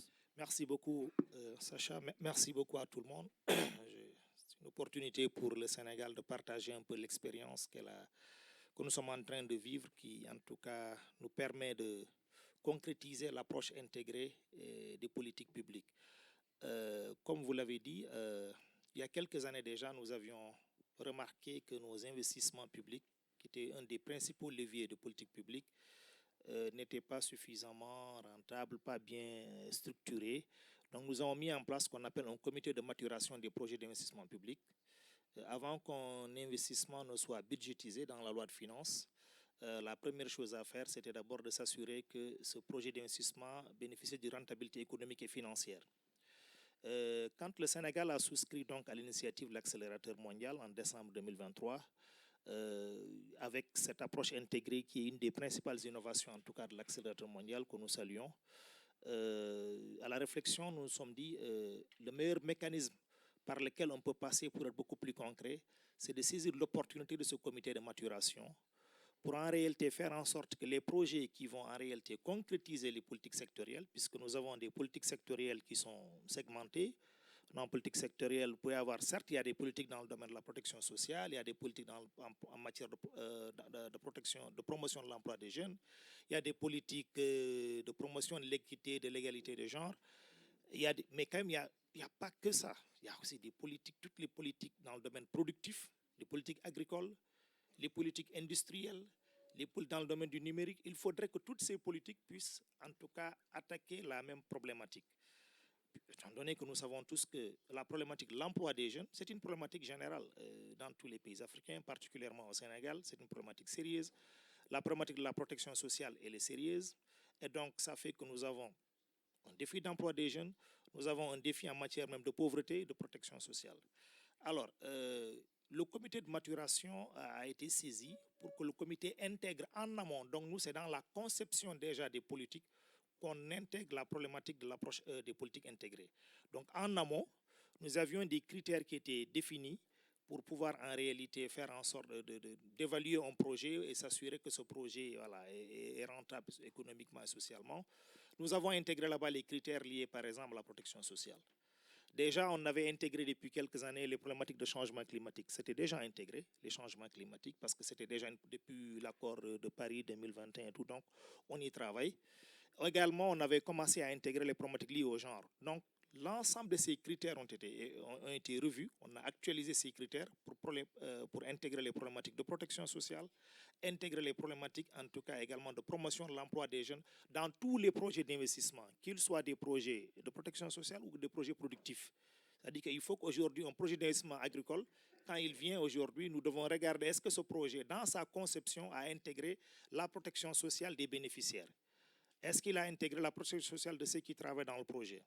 Est-ce que vraiment c'est un projet à haute intensité de main-d'œuvre? Est-ce que c'est un projet qui vraiment favorise l'emploi des jeunes? Donc ça, en fait, on l'intègre dans la conception des projets. Et particulièrement pour l'emploi des jeunes, parce qu'après aussi, on peut avoir plusieurs projets. Il faut aussi, à un moment, avoir la sélection des projets, parce que nous pouvons maturer plusieurs projets. Nous avons des ressources insuffisantes, il faudra sélectionner des projets. On s'est dit qu'il faut également des outils qui puissent nous aider. Et ça également, nous saluons l'Organisation internationale du travail qui nous a appuyés pour mettre en place ce qu'on appelle un outil SMSD. Cet outil, en tout cas, il nous permet d'apprécier l'incidence sur l'emploi de l'investissement public. Donc, si nous avons le projet, il est structuré, on regarde est-ce que ce projet aura un impact positif sur l'emploi des jeunes ou pas. Quel est le projet donc qui peut avoir l'impact le plus important? Nous utilisons également cet outil toujours dans les critères qui nous permettent en tout cas de choisir les projets qui seront investis de façon, qui seront programmés qui seront programmés dans le budget pour les prochaines années. Donc aujourd'hui, c'est le principal mécanisme que nous avons identifié. Il est en amont totalement. Donc, il adresse la conception des projets. Il s'assure que dans la conception, il y a l'intégration des politiques publiques. C'est vrai, après aussi, en aval, il faudrait après qu'on revoie tout ça. Pourquoi je pense qu'on a un cadre de suivi, on reviendra un jour plus ça. On a défini un cadre de suivi des mesures, cadre de suivi des résultats qui va nous permettre de voir est-ce que ce qui a été conçu a donné les résultats escomptés, ça a été exécuté comme c'était prévu et ça nous permettra de tirer les leçons également, de réadapter aux besoins, en tout cas, les outils que nous avons mis en place. Je vous remercie. Merci beaucoup, M. Diallo. Well, thank you very much for this valuable explanation. So I'm sure we'll all agree that what you shared clearly illustrates how integrated approach can be done at multiple levels, from an individual project to broader structural changes in the way we elaborate public policy. And what we can also understand from what you shared is that doing integrated policy clearly necessitates to ask ourselves questions that we're not used to ask ourselves when trying to do development projects. But doing integration also involves another thing, which is having policy tools and administrative practices that can facilitate the operationalization of this approach. So now I would like to turn to Mrs. Ayudhya Octavia from the Directorate of Poverty Alleviation and Social Welfare of Indonesia. Mrs. Octavia, thank you very much for being here with us. From the perspective of Indonesia, I'm sure you'll have a lot to tell us about how to concretely develop technical tools to get closer to an integrated approach in public policies, because Indonesia has recently undertaken a number of administrative reforms to that direction, including efforts to improve interoperability of information system, in particular for the National Social Security System and for the Integrated Socio-Economic Registration System.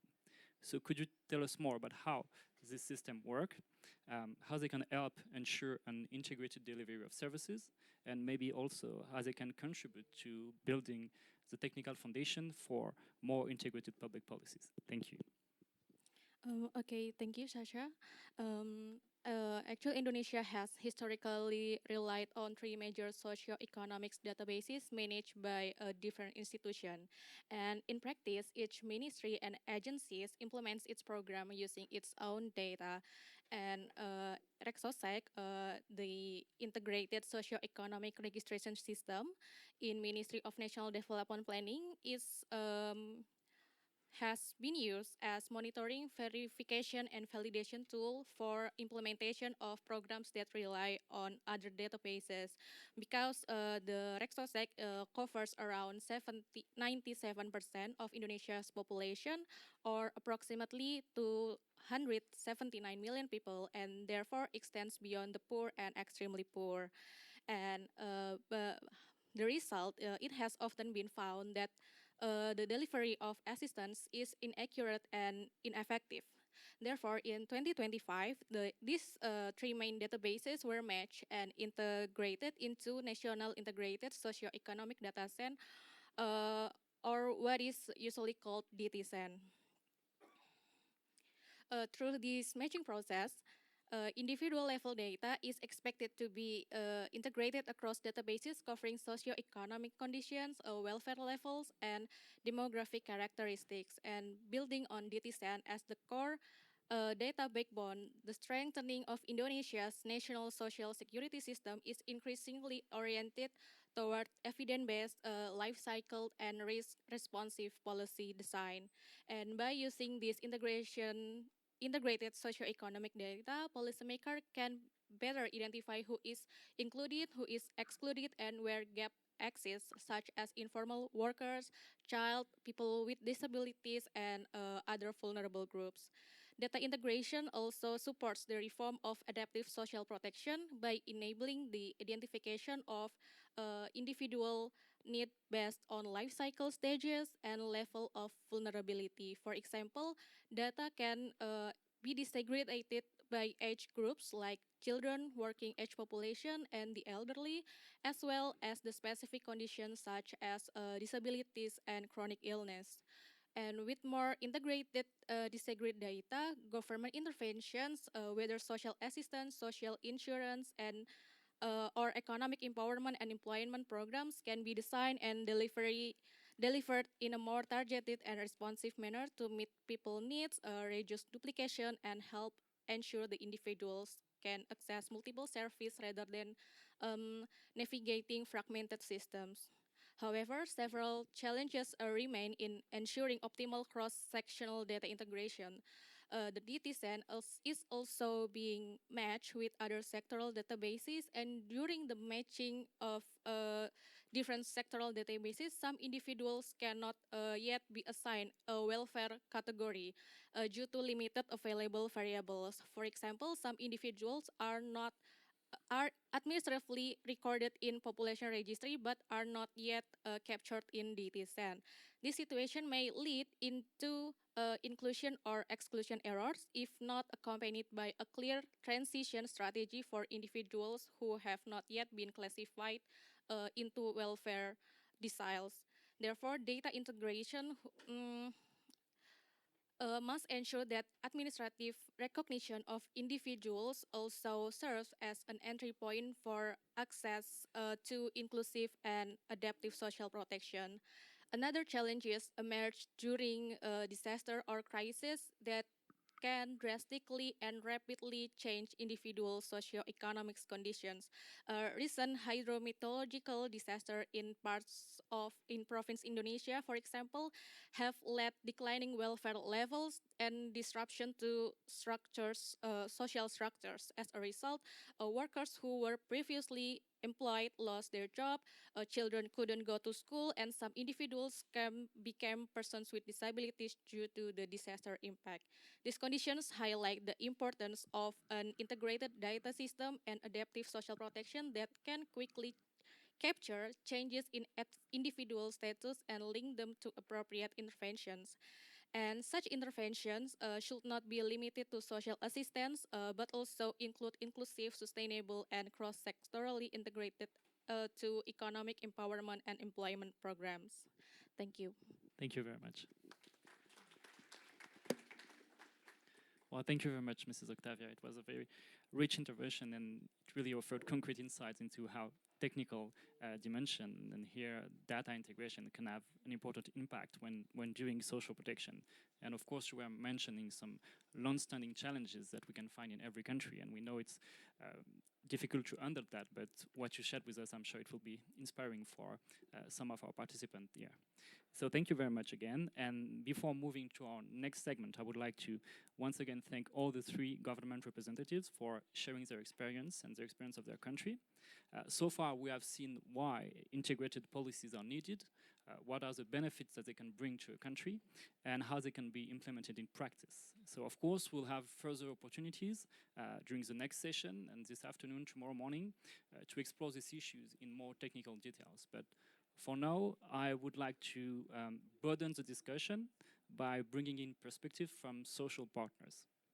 So in many ways, I think we can present the push for integrated policies as stemming from the recognition of the fact that sectoral silos often fail to reflect the complexity of people's real experience. So in that sense, doing integration is not only about efficiency, but it is also about designing policies that are grounded in social reality, just as employers and workers' representatives are.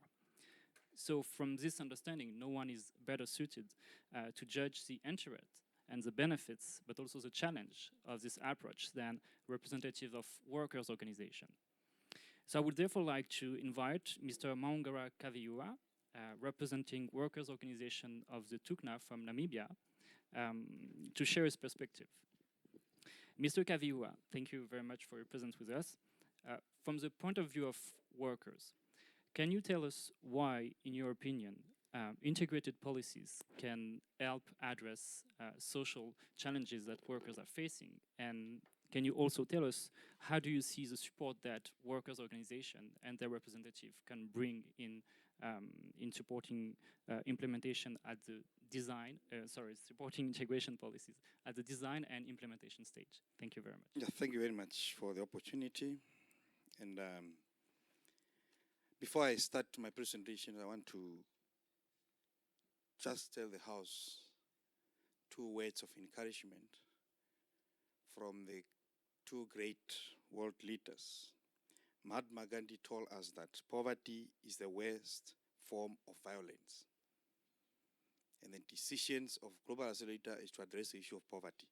Meaning that when you're addressing this one, we should understand that we are dealing with violence at the highest level that we need to contain. However, on the other side, Mandela said, we can, in fact, change the world and make of it a better place.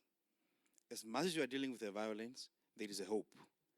And I hope that the Global Accelerator is bringing that. Public policy, particularly, are designed as actions to address challenges. If you have a challenge or a problem, you will come up with a public policy development. Or if you have an opportunity. In Africa, we have a high unemployment of youth, so our policy should direct, because it's a challenge. In Namibia, we have an opportunity of tapping from green hydrogen, so we come up with a public policy. But now these interventions have to correlate and should be inclusive where much as possible.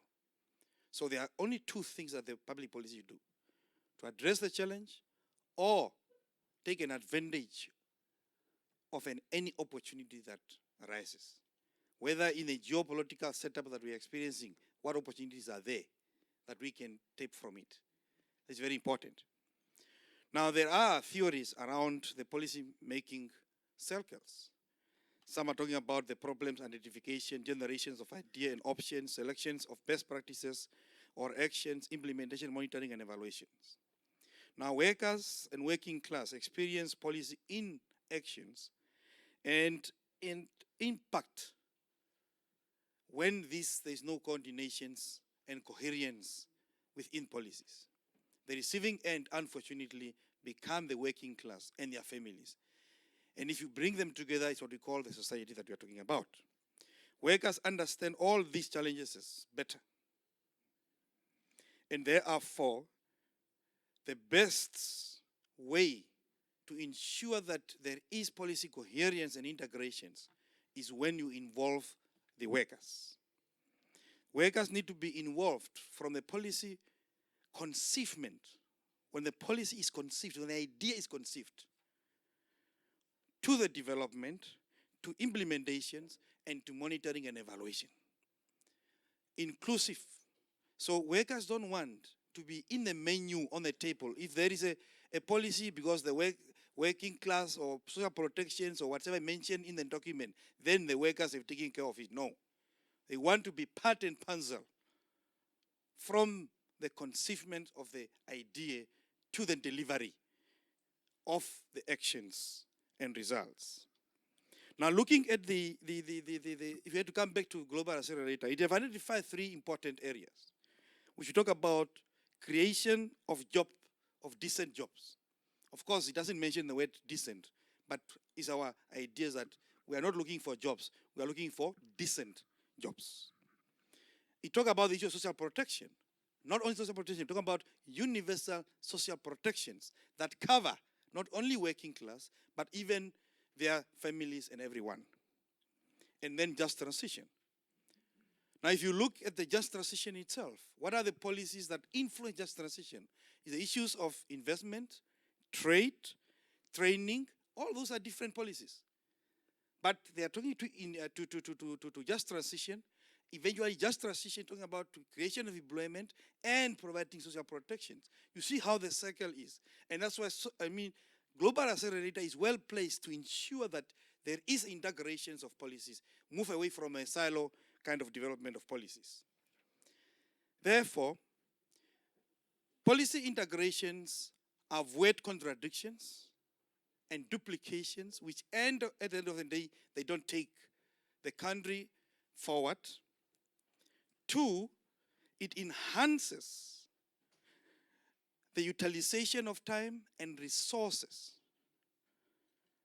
If the policy integration is done in an inclusive manner, every citizen in a country from whatever background own the failure of that policy or celebrate the success of that policy together. And then we are not going to throw stones at each other. And that is what the workers are interested in.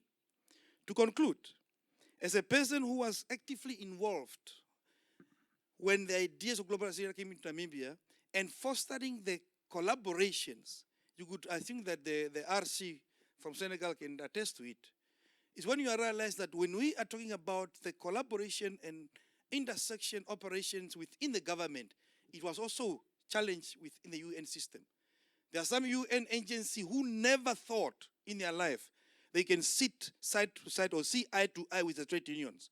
Because in their operations, they only like governments. And some of them also realize that some are also big brothers within the UN house. So all these experiences, when we're engaging into it, you realize that. And I'm sure that from the government to the trade union, to the UN agency, to employers, we are learning, and Global Accelerator is a platform that is taking us forward. Lastly, we have to capitalize on two important international solutions given. One is mentioned in the Compromiso de Sevilla, we talk about that social protection, at least each country should reach 2%. Second one is Doha Declaration, which recognizes the importance of global accelerator it can play in changing the life of the people. So we have two important legs that we can build our process from and ensure and hold accountable whoever need to be held accountable. And for the trade unions, it's not a mercy that you are called on the table. It's your right, because the third pillar of global accelerator is a stakeholderness. Thank you very much.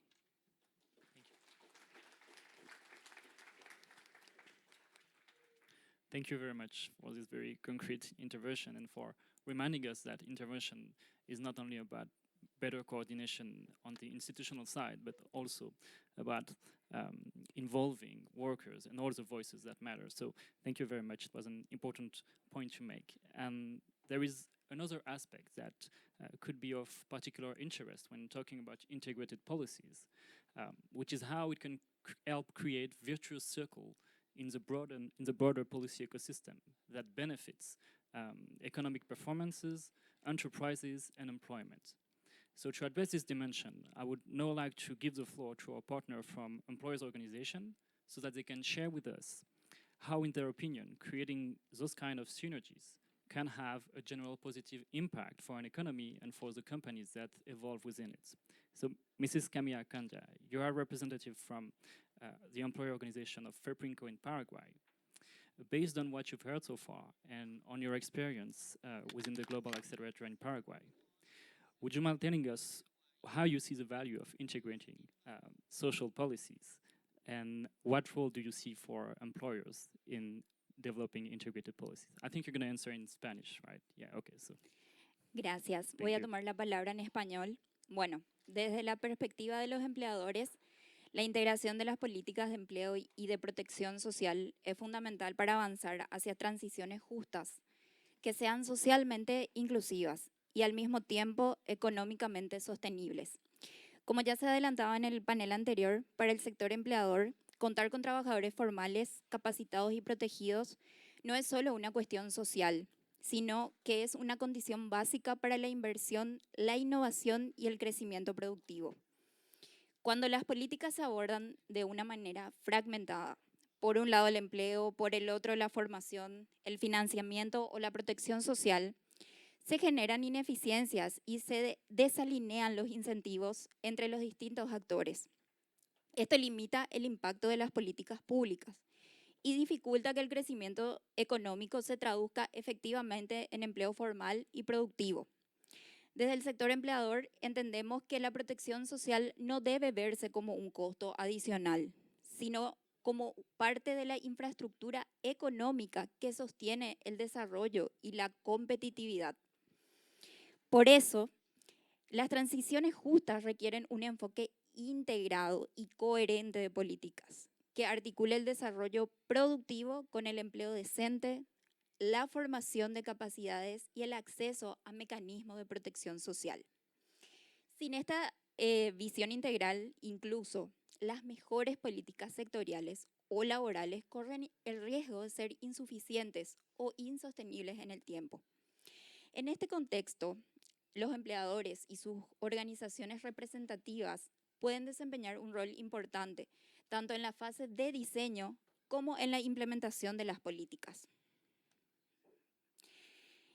En primer lugar, porque aportan un conocimiento directo de las realidades productivas, de los desafíos para la formalización, la inversión y la generación de empleo. Esto permite identificar de manera más precisa los principales cuellos de botella y desincentivos que afectan a las transiciones justas. Desde mi organización empresarial trabajamos arduamente en eso, a través del Centro de Estudios Económicos, aportando y generando el diseño de una hoja de ruta para la política industrial y trabajo decente, también a través de un proyecto denominado Empleos Verdes. Asimismo, acompañamos el diseño junto con el Ministerio de Trabajo del Plan Nacional de Empleo y de la Estrategia Integrada de Formalización de Empleo, que forman parte de la hoja de ruta. Ahora bien, estos insumos deberían ser utilizados, ejecutados e implementados a través de políticas públicas. En segundo lugar, el sector empleador puede contribuir con información y evidencia del mundo productivo que ayude a mejorar la calidad y la focalización de las políticas. Pero, fundamentalmente, los empleadores tienen un papel central como actores de diálogo social, siendo el nexo tripartito, promoviendo la articulación entre el Estado, los trabajadores y las empresas, para construir consensos y alinear incentivos. En ese contexto, consideramos que a través del Global Accelerator ofrece un marco especialmente valioso para avanzar desde intervenciones aisladas hacia políticas integradas, fortaleciendo la coordinación interinstitucional y el diálogo social. Desde la perspectiva del sector empleador, integrar políticas no es solo una aspiración, es una condición necesaria para que las transiciones justas sean viables y para que el desarrollo económico se traduzca en empleo formal, sostenible y con protección social. Muchas gracias. Muchas gracias.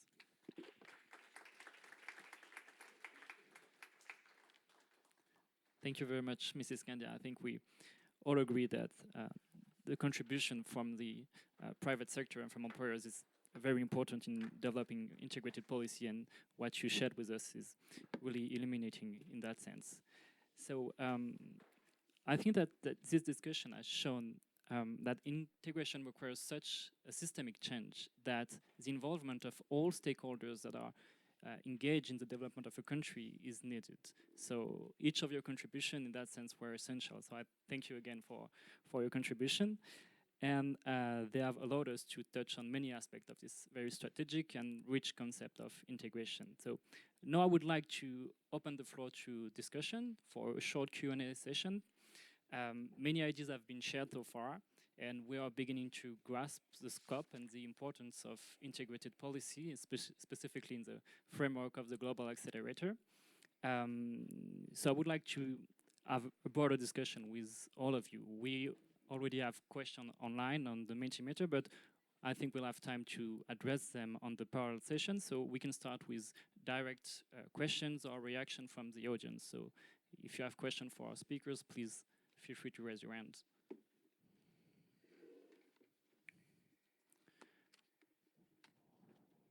Well, it doesn't seem we have. If not, we're going to move to the online questions. So we can start with that.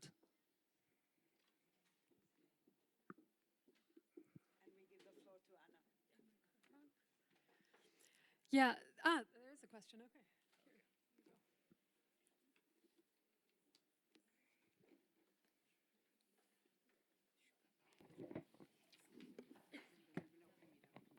¿Ya? Sí. Me permitiré hacerla en español, que me queda mucho más fácil. Más que una pregunta, tal vez es un comentario, porque, digamos, todo lo que se ha dicho en la discusión es muy interesante, pero a mí me causa mucha curiosidad las realidades prácticas de cada uno de los países. Cuando se plantearon muchos de los sistemas de protección social que tenemos hoy en día, la gran mayoría fueron muy bien diseñados, pero la realidad práctica de los países, lo digo puntualmente en el caso de Colombia, ha hecho que sea muy difícil que esos sistemas de protección social funcionen de manera efectiva y le toca entrar al Estado a poner una gran parte para complementar el sistema de protección social. Es decir, yo me pensé un sistema de protección social para tal vez en ese momento unos 30 millones de habitantes, en el que posiblemente 20 millones o por lo menos 18 aportaban, pero la realidad me llevaba a que solamente entre 5 y 8 aportaban, y así ha sido constantemente.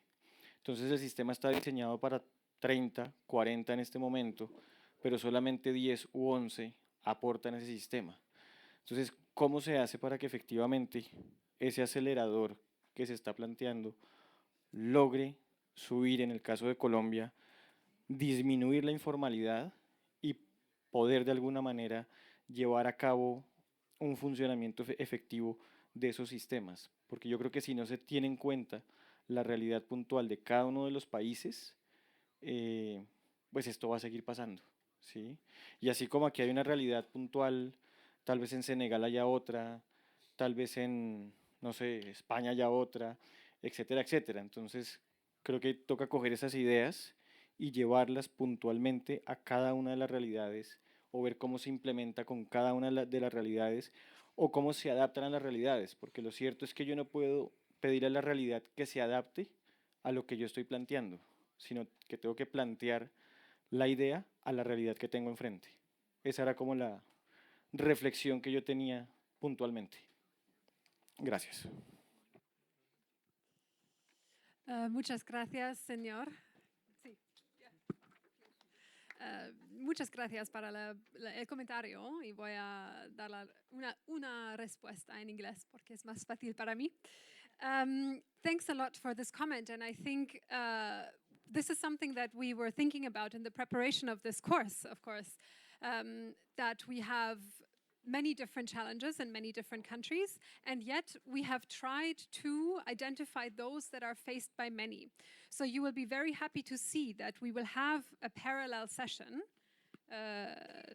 today where we will talk about pathways to formalization, which, if I understood correctly, is something that you were also mentioning now in your comment, because this is something that several countries here, a challenge that several countries face, and this is really one of the key parts of the Global Accelerator, is how do we address the persistent informality in many countries, which excludes workers and their families from access to social protection and access to decent jobs. So it's a very good comment. It's very pertinent to what we are trying to do here, today, tomorrow, and for the rest of the week. So pardon. Oh, yes. Sorry, I didn't see. Yeah, thank you very much. I think I want just to chip into the questions. I think that the gist of calling a social protection is exactly to address that. Should we only concentrate on the contributor, should have called it social security. But here the principle is on social protection.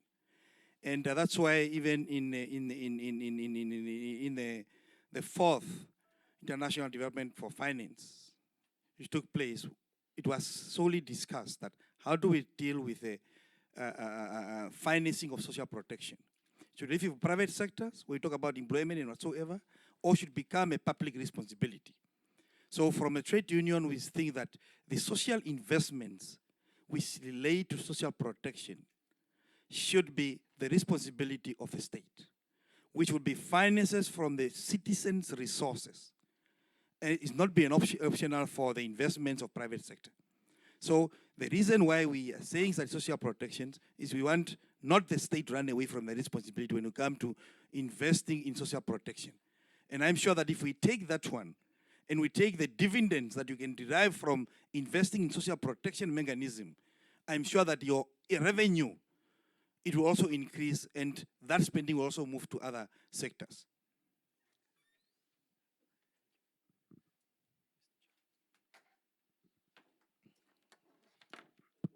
Merci beaucoup. Je vais parler en français pour partager un peu l'expérience du Sénégal sur cette question qui est assez intéressante sur les difficultés aujourd'hui de couverture sociale dans des pays où l'essentiel de l'économie est informel. Je pense que tout à l'heure, on a eu une slide où on nous a montré qu'il y a deux formes de financement, c'est l'impôt ou le régime distributif, les cotisations. En ce qui concerne l'impôt, souvent, c'est vrai, par exemple, la couverture maladie universelle, souvent, les fonds sont déficitaires, ainsi de suite. Ça, les gens comprennent parce que c'est tout le monde. Mais en ce qui concerne l'axe distributif, c'est-à-dire vraiment le régime distributif, nous sommes en train d'expérimenter un régime simplifié des petits contribuables. C'est-à-dire que nous voulons avoir un régime spécial pour le secteur informel. Nous avons déjà, par exemple, quand vous prenez les artisans, de façon générale, on a déjà expérimenté avec succès des mutuelles. Les mutuelles des artisans, vous avez, par exemple, des couturiers qui s'associent en mutuelle et après, on travaille autour de la mutuelle pour qu'ils puissent cotiser autour de la mutuelle, avoir la couverture sanitaire, avoir la couverture sociale. Et nous sommes en train de l'étendre progressivement pour avoir un régime simplifié qui puisse être intéressant. Et il y a une expérience également, je pense, sur laquelle nous voulons travailler qui semble avoir donné des résultats intéressants dans des domaines où ce n'est pas des artisans. Dans le domaine de l'agriculture, nous savons que l'agriculture, c'est 30 à 40% de la population active dans nos pays. On est en train de voir également l'expérience, on a discuté avec Sacha hier également, sur une façon de faire en sorte que les prélèvements soient ponctuels, mais qu'ils interviennent au moment des récoltes. Parce qu'il y a des phases de récolte qui sont des phases où les agriculteurs ont des revenus importants. C'est de façon ponctuelle que les agriculteurs peuvent avoir ces revenus pendant les récoltes. Ça peut être une fois dans l'année ou 2 fois dans l'année, suivant les pays et suivant la spéculation. Pendant les récoltes, pendant la vente des récoltes, on peut trouver un moyen pour avoir un prélèvement ponctuel pour ces agriculteurs et pouvoir mettre en place un mécanisme vraiment de couverture sociale. C'est ce que je voulais partager avec vous. Je vous remercie. Merci beaucoup, Monsieur Diallo. Okay. I think we're going to have to stop there for the question, but we'll have a lot of time to talk about that in the parallel session, and I'm going to hand it over to my colleague Anna for some closing remarks now. Thanks a lot, everyone. Well, first of all, thanks to the panelists. A big round of applause for them and for our colleague Sasha. And I think thanks to all of you, you were submitting questions on the QR code that is there, and we have well received them, and they will be, some of them I think our panel has already answered, and some of them we will address throughout the week that we will spend here together, but we have already started doing what we are trying to do here today. We are exchanging in the many languages across many countries about the shared challenges that we all face and how to address them. So to recap maybe from what Celine said in the beginning, on this panel we learned why is integration essential for social development. And this is also actually all of the panelists referred to this. Why is it important to make sure that transitions are just, like Camila said from Paraguay.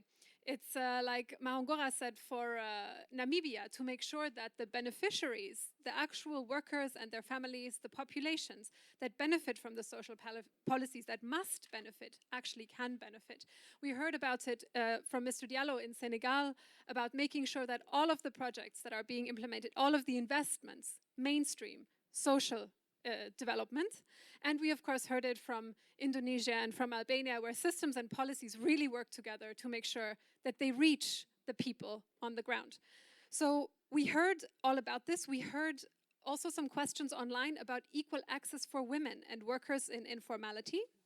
So for this, like I said, we will have some parallel sessions. Some of it was already mentioned. We will have the parallel sessions. So I encourage you to choose them carefully, the ones that interest you the most, so that you can delve deeper into these questions that you shared online. We also heard about how integration can occur. And Celine shared with us some ideas for how macroeconomic policy options can support integration. We heard from Mr. Diallo in Senegal for how the maturation workshops can support integration at the policy and project design and implementation level. And we heard from Octavia in Indonesia for how databases, let's say, core of these policies can allow, if they are integrated, can allow for a better identification of groups of beneficiaries and a better formulation of policies. We heard one question online, actually, that came several times, is how can we ensure that workers and employers are involved in these processes? And this, actually, we already heard from two of our excellent panelists and speakers for how this occurs in Namibia and in Paraguay. And we also heard on why it's so important. They gave us the answers themselves. We also had some questions on financing. How can this be financed, especially in countries that have constrained fiscal space? We will spend a whole day on Wednesday talking only about this, so we will get to that point. And we had a question about what approaches can be identified across countries. And this is, I think, a work that we will all be doing here today. As Celine mentioned at the beginning, we have many different approaches, and you heard many different examples on the panel. And this can be some work that we all do together to see where are some similarities, where are differences, where do policies and integration have to be aligned, of course, based on the national context, and where can we see things that work across different countries. We also heard some challenges from our panelists. They spoke about the need for coordination, which can be complicated, perhaps a need to develop local capacity at the local implementation level, and an increasing complexity when we talk about coordination and of course and integration. And of course, these are also topics that we will explore. So with that, I think the only thing standing between you and lunch is my colleague Julia with some final announcements. And I hope that many of you will be able to delve deeper starting this afternoon in the parallel sessions. I, for one, am very excited to hear from all of you afterwards what you discussed. So before I'm not going to say bon appétit because then Julia will not have time. So thank you very much, and over to you, Julia. Thank you so much, Anna, and thanks again for this recap, and thanks again also to Sasha and Celine, our experts, and our panelists for today's session. So very briefly, before we break for lunch, just a quick reminder about the 4 parallel sessions that we're going to have today, with where we specified also when there is interpretation and when there is not interpretation. Okay, all the information are there, and also information about the classroom where these parallel sessions are going to happen, because we are going to split in 4 groups. Okay, one group, parallel session number 4, structural transformation with interpretation into English, French, and Spanish will take place here. While the others will take place in the pavilions here, going left once you get out from this room, going towards the cafeteria, okay? You will find the signs.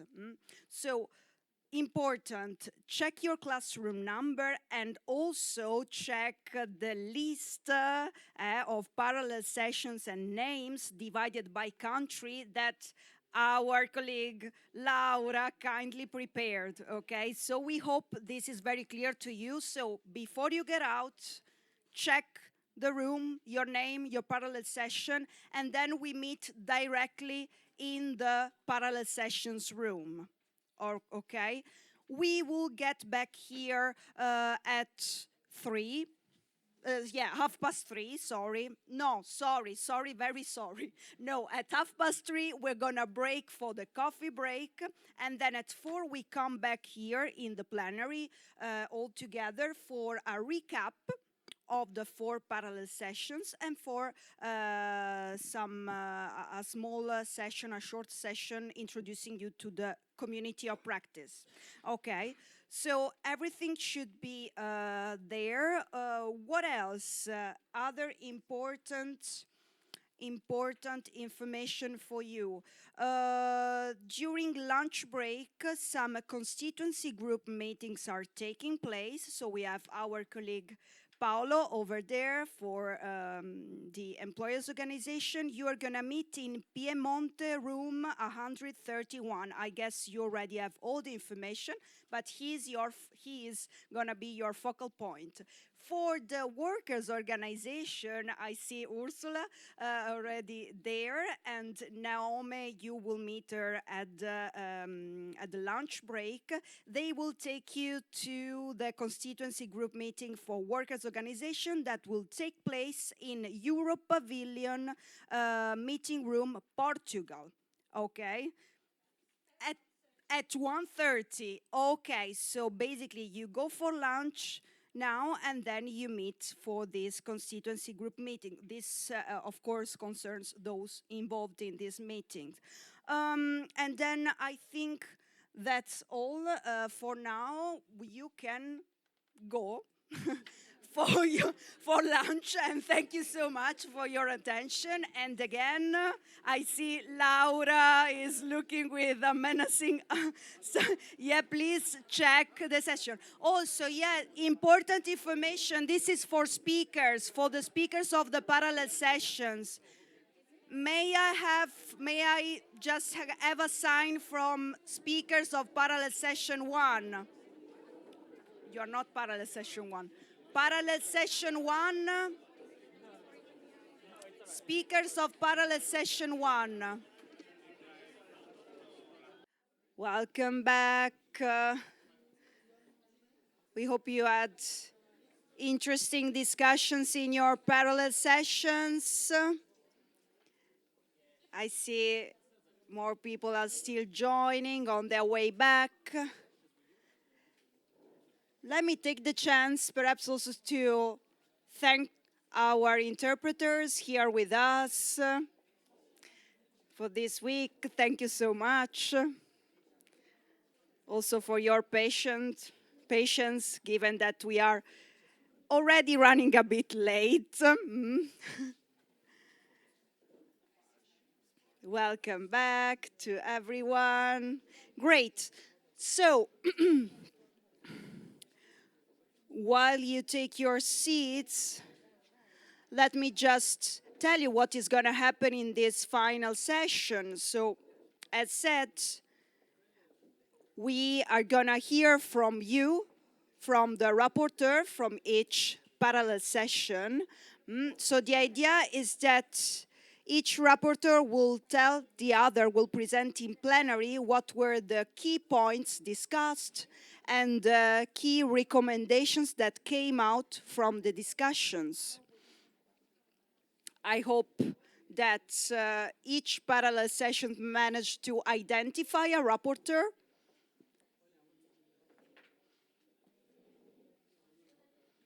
I hope so, still hoping.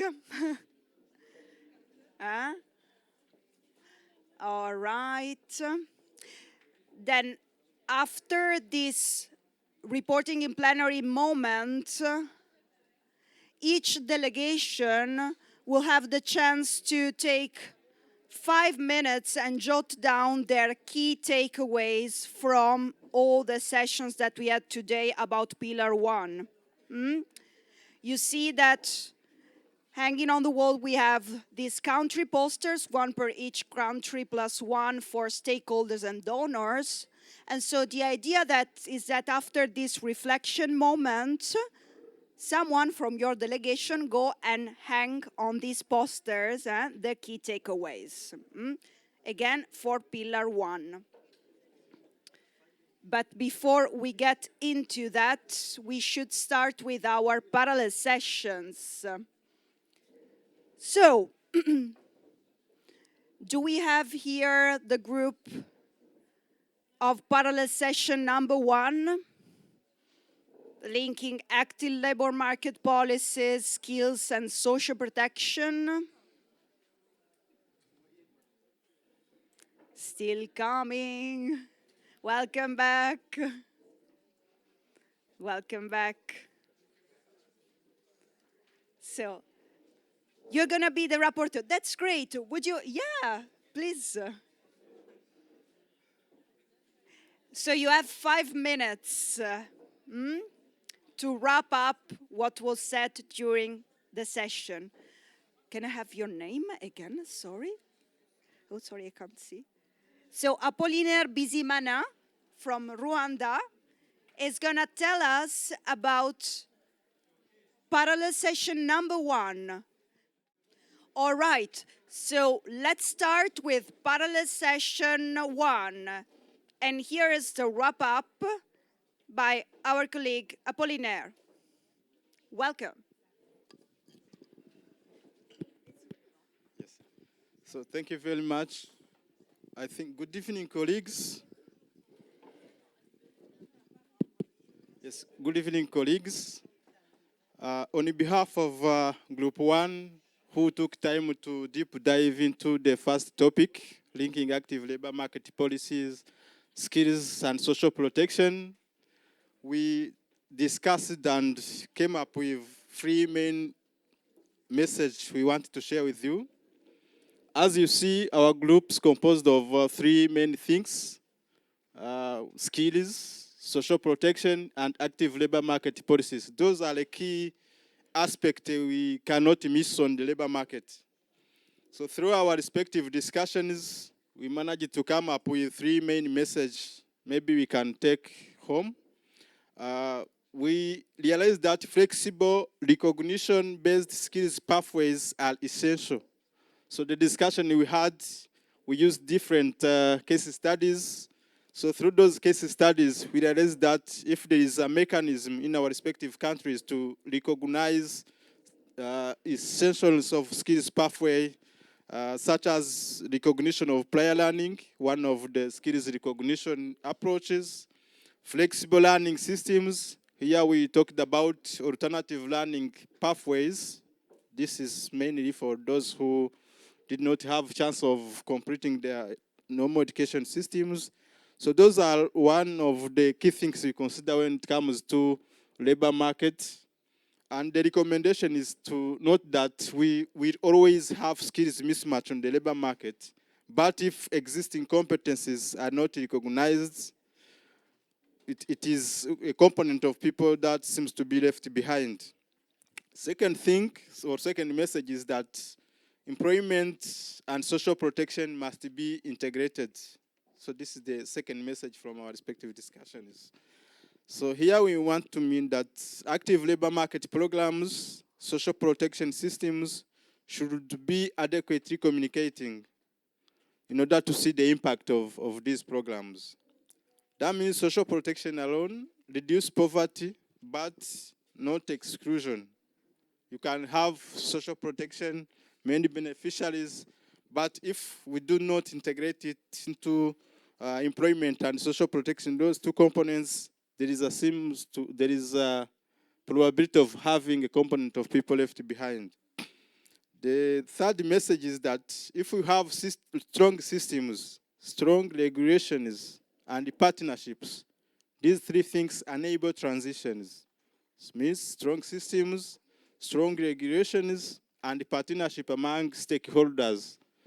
Those are three things that can enable transitions. If we say systems, we want to mean digitalize the services to make sure that people can get information in an easy way and timely. Regulatory preparedness, if we have adequate regulatory framework, if we have mainstream the programs, those things activate engagement of labor market stakeholders. That means employers on the industry side, that means academia on the supply side, and the government in terms of matching. So we need to have a strong mechanism of monitoring every potential partner on the labor market. So we do recommend the coordination, the shared ownership, which is of course always necessary to facilitate effective and sustained job transition. So on behalf of Group 1, I would like to thank you very much.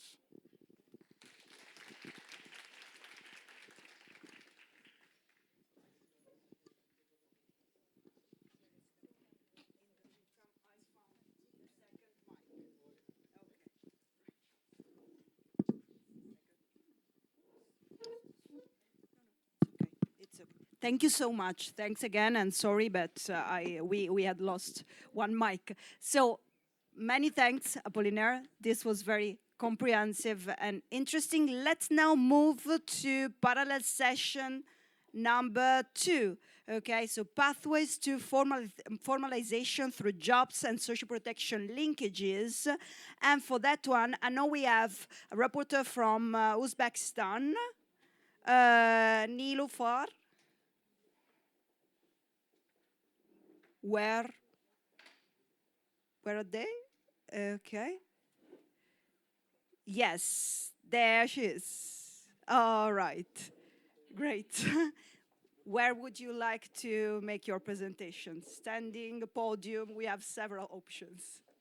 Okay, as you feel more comfortable. Here you are. Thank you. Tell us, what were the main takeaways from your session? So I have participated in a session on informal economy or informal employment, and together with my colleagues, we discussed several challenges that countries are facing in the process of reducing informality. In our point of view, the first challenge is demographic. But demographic challenges related not only to growing or reducing population, but also to development new sectors where informality can be exist. Then another one is implicit costs of formalization, and especially it is related to countries where social insurance system is not introduced, and especially where employers' liability exists for all social security schemes. Another challenge is information gap, when workers are not really informed about the benefits from formalization. And the fourth challenge is the low level of productivity, which is a huge problem for many countries, and plus high level of competitiveness. Thank you. Thank you so much. Thank you, Nilfar. Thank you. And now we move to parallel session number 3. And the rapporteur is gonna be our colleague. Monica, please. Good afternoon, everyone. So my name is Chiara Curcio, for those who haven't the pleasure to introduce myself yet. I work at the ILO, and I had a real pleasure of contributing and also be part of a very interesting discussion on parallel session 3 on integration through targeted populations, women, youth, people with disabilities, migrants. So you can imagine in 90 minutes, it was very hard to cover in deep all these very important topics, but let's try to summarize. Perhaps we left the session with more questions than answer, but something very clear came out of this discussion. For instance, we're talking about target groups that in some cases are left behind, and they're also facing multiple barriers. So multiple barriers require also integrated approach and also comprehensive approach. We had the opportunity to exchange a little bit experiences in countries and also look a little bit at the evidence. And it is clear that whenever we design programs that are targeting the needs of these specific groups, these lead to positive outcomes, especially when we combine active labor market programs with social protection measure and income support. Of course, the topic that came out across quite prominently is system coherence, right? So target groups, depending on who are we talking about, there are many actors that are involved, not even in the design, but also in the delivery of programs and policies targeting those people. So it's very important also to work, and something that the Global Accelerator can definitely focus on is to increase the institutional capacity of those actors that are working closely with this group of people.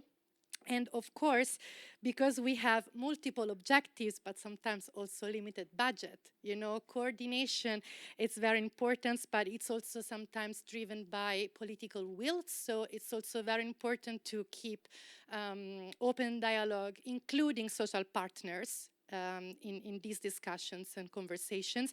Also to make sure that those people whose voices are not heard enough, whose voices are not represented enough in these discussions and also in delivering these programs, it's also very important to consider.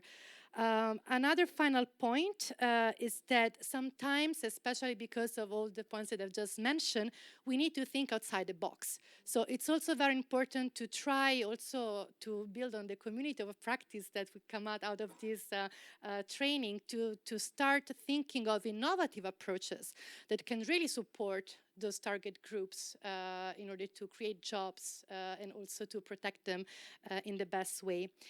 Finally, but it's always very much connected, we cannot inform our policy and programs without good data and without integrated information systems, especially when we have multiple ministries and multiple institutions that are working jointly on these objectives. So calling on good data, good monitoring and evaluation, it's also key to this point. And yeah, I guess I can stop it here. Thank you, Julia. Thank you so much. Thanks to you, Chiara, for this comprehensive and clear reporting back. Thank you so much.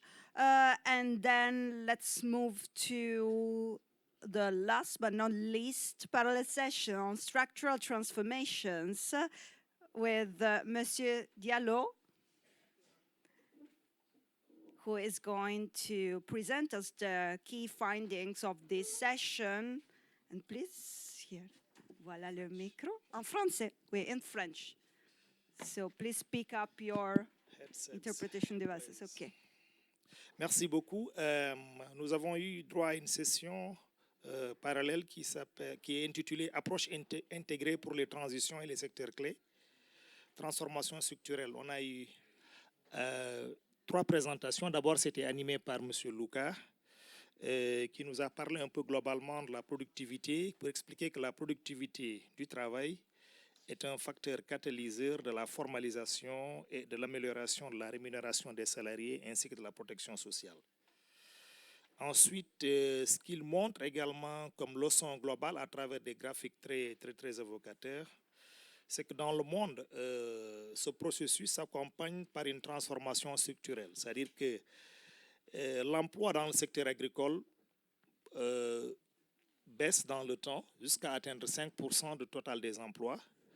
Il y a 2 phases. D'abord, au début, au profit du secteur industriel, qui peut arriver jusqu'à avoir 30% du total des emplois, qui commence à décliner jusqu'à 20%.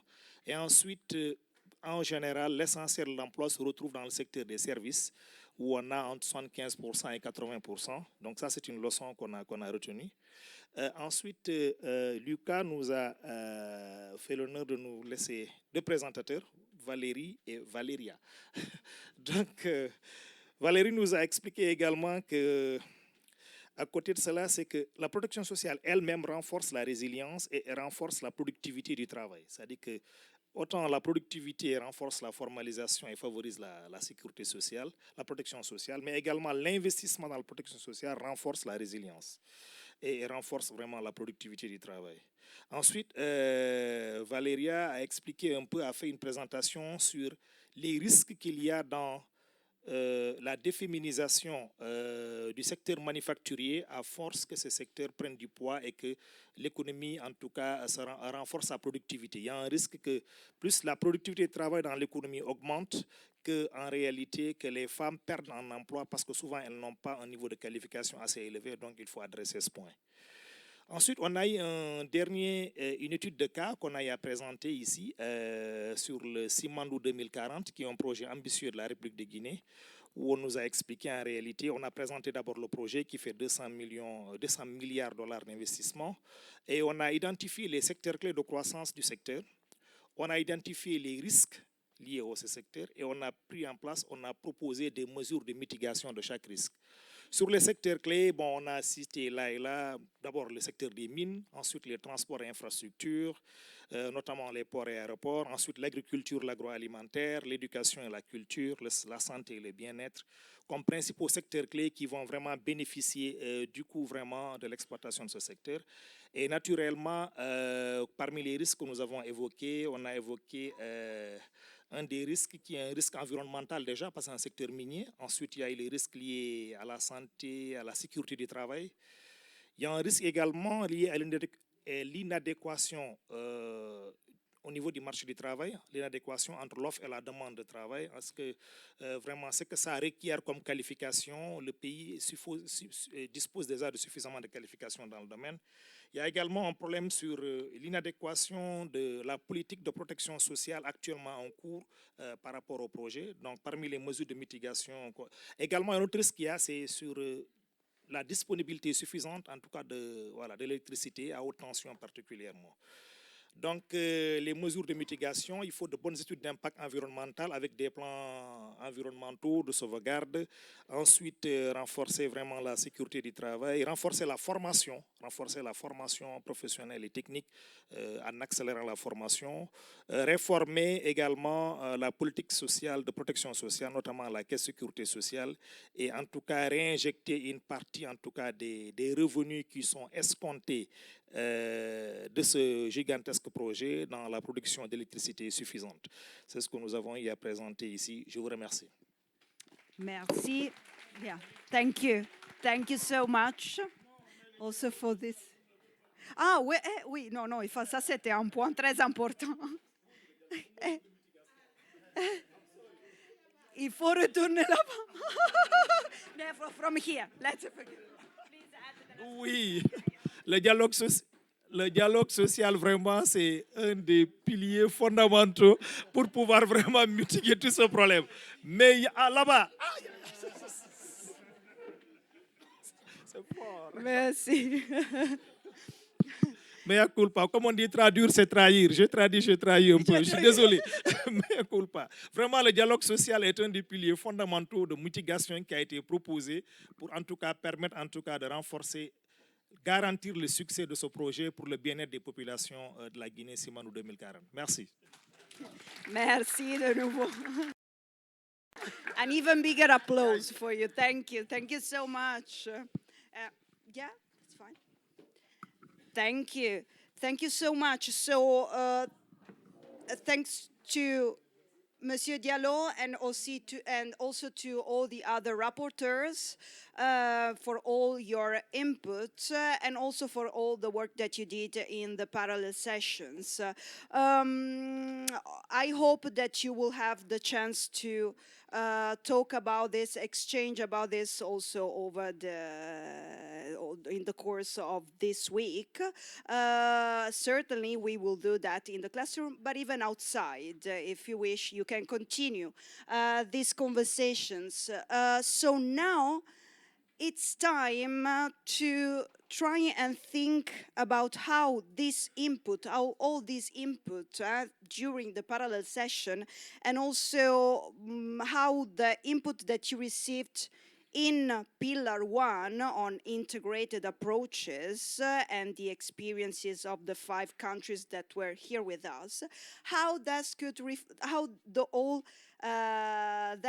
reflect how that relates to your country. Okay, so what we would like to ask you here, and this is an exercise that we're gonna do throughout the week, is to take 5 minutes within your country delegation and jot down, using the post-its that you find in the baskets on your table, jot down the key takeaways of the sessions that we had today. Okay, by country delegation. So 5 minutes. Once you're done, again, we are talking about Pillar 1.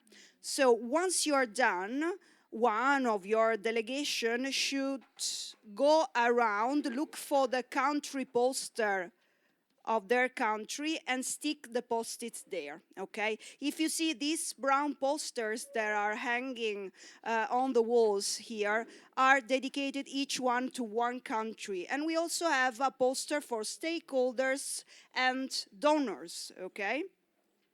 So please take, first of all, 5 minutes by delegation. Jot down these takeaways, can be 3, 4, or 1. If it's a very good one, it can also be 1, okay? And then you go and stick it to your country poster. The country poster will stay with you throughout the week, during the whole week, okay?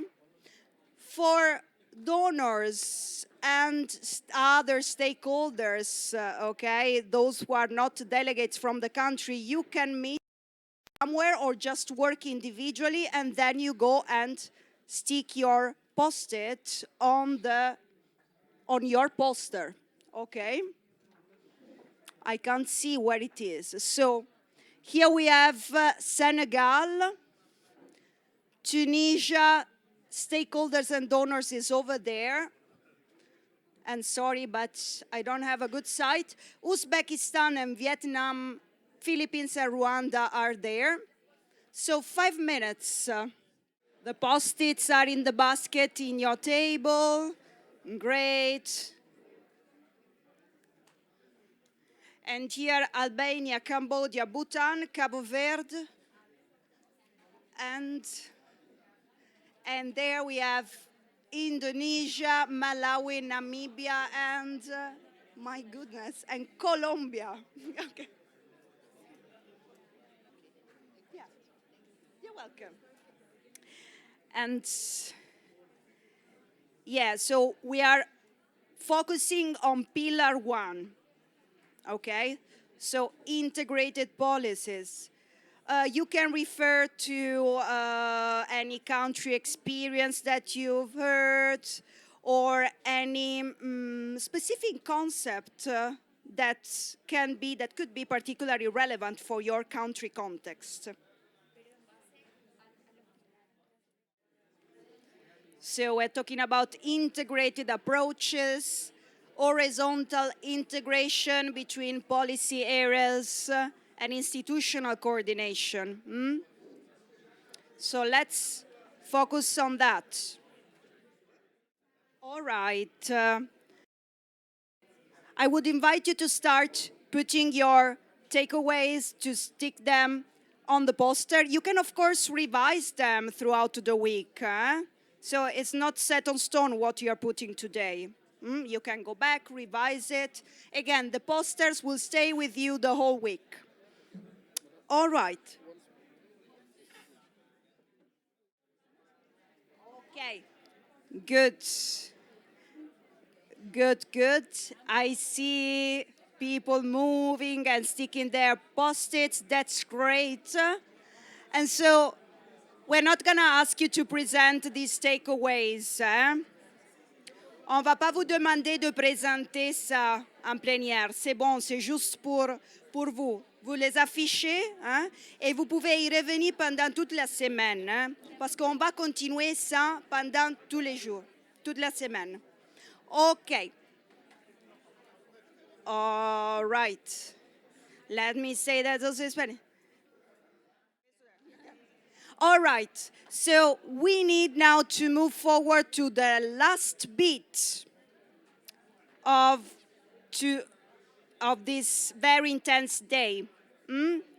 So I'm going to ask our colleague Maya Marquez from UNICEF to start getting ready for her presentation. Thank you.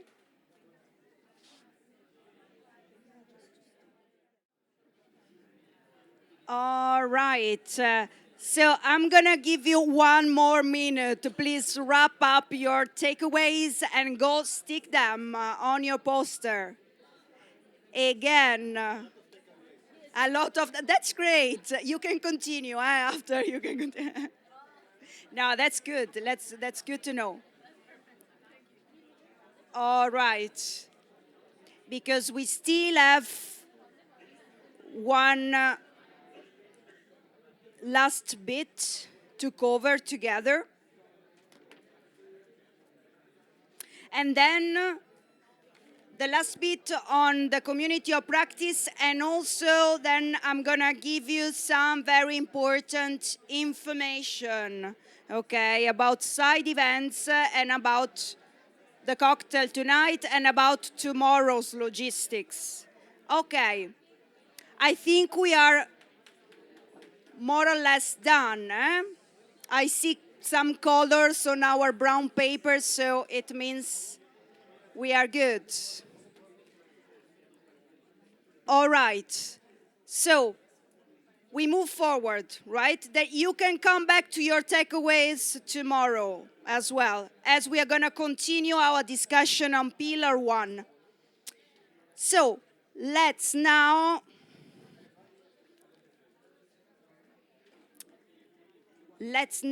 move, as said, to the last, but again, not least,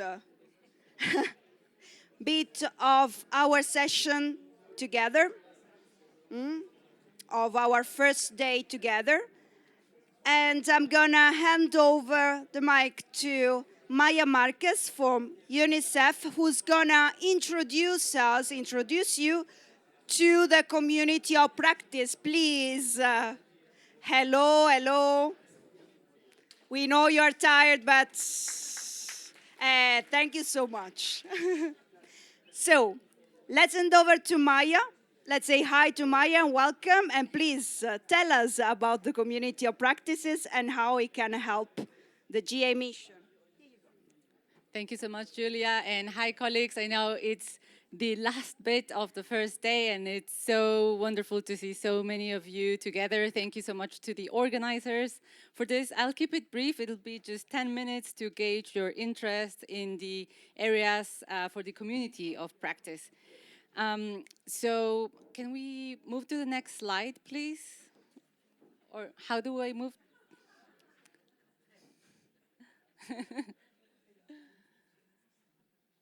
Thank you. And so, as Julia was saying in the morning, this training, it carries over to a community of practice later on. Of course, you're working constantly with your governments on the roadmaps, on the joint programs as well. And this will be a space for you to share your knowledge and to learn from your peers and from each other. Next slide, please. So just quickly, we want to understand why we are establishing a community of practice. We want to hear your thoughts, what your ideas are. Then we'll go quickly over the plan for the week, and we will ask you to kindly fill out a survey just to understand about your preferences on the topics that you would like to discuss. Next slide, please. So why are we coming together as a community? And of course, there's many different reasons. First, we think that collaborative learning and problem solving in a group amongst experts with government counterparts, tripartite groups is important and very enriching. This strengthens also cross-country collaboration. It helps hopefully accelerate integrated reforms by sharing knowledge. It amplifies the knowledge as well amongst all the groups here. And hopefully it also builds trust amongst each other, amongst the different groups, different stakeholders. We really hope that you can make this group yours. It will only be successful as long as you participate in it. And as Julia was mentioning, we will be looking for volunteers to be part of the core group who will be then leading the future sessions. So please think about it. And if you have any interest, feel free to reach out to Julia, Olena, myself, my colleague Dana, who's in the back there, and Celine, who will be joining tomorrow. Next slide, please. And so, first exercise, very quickly, I just want to know from these 4 options, what is your main interest? So, I'm going to be asking you to raise your hand per topic so that we can just have an idea of your interest. So first, practical tools and guidance that you can apply right away. If you can help me to raise your hands, and then someone is going to help me count you. 1 person. 2. 2. 3, 4. Keep your hands raised. Can you keep your hands raised, please, just for a second? And you can be interested in all of them. It's just so I see 1, 2, 3, 4, 5, 6, 7, 8, 9. About 8. I count 8. 10. Okay. Who's interested? I mean, you can be interested in all of them, of course. Peer learning and examples from other countries. Okay. Wow. It's a lot.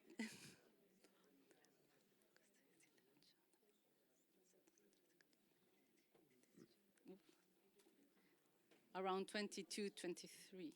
40. Yeah. And technical deep dives on specific social protection and jobs topics.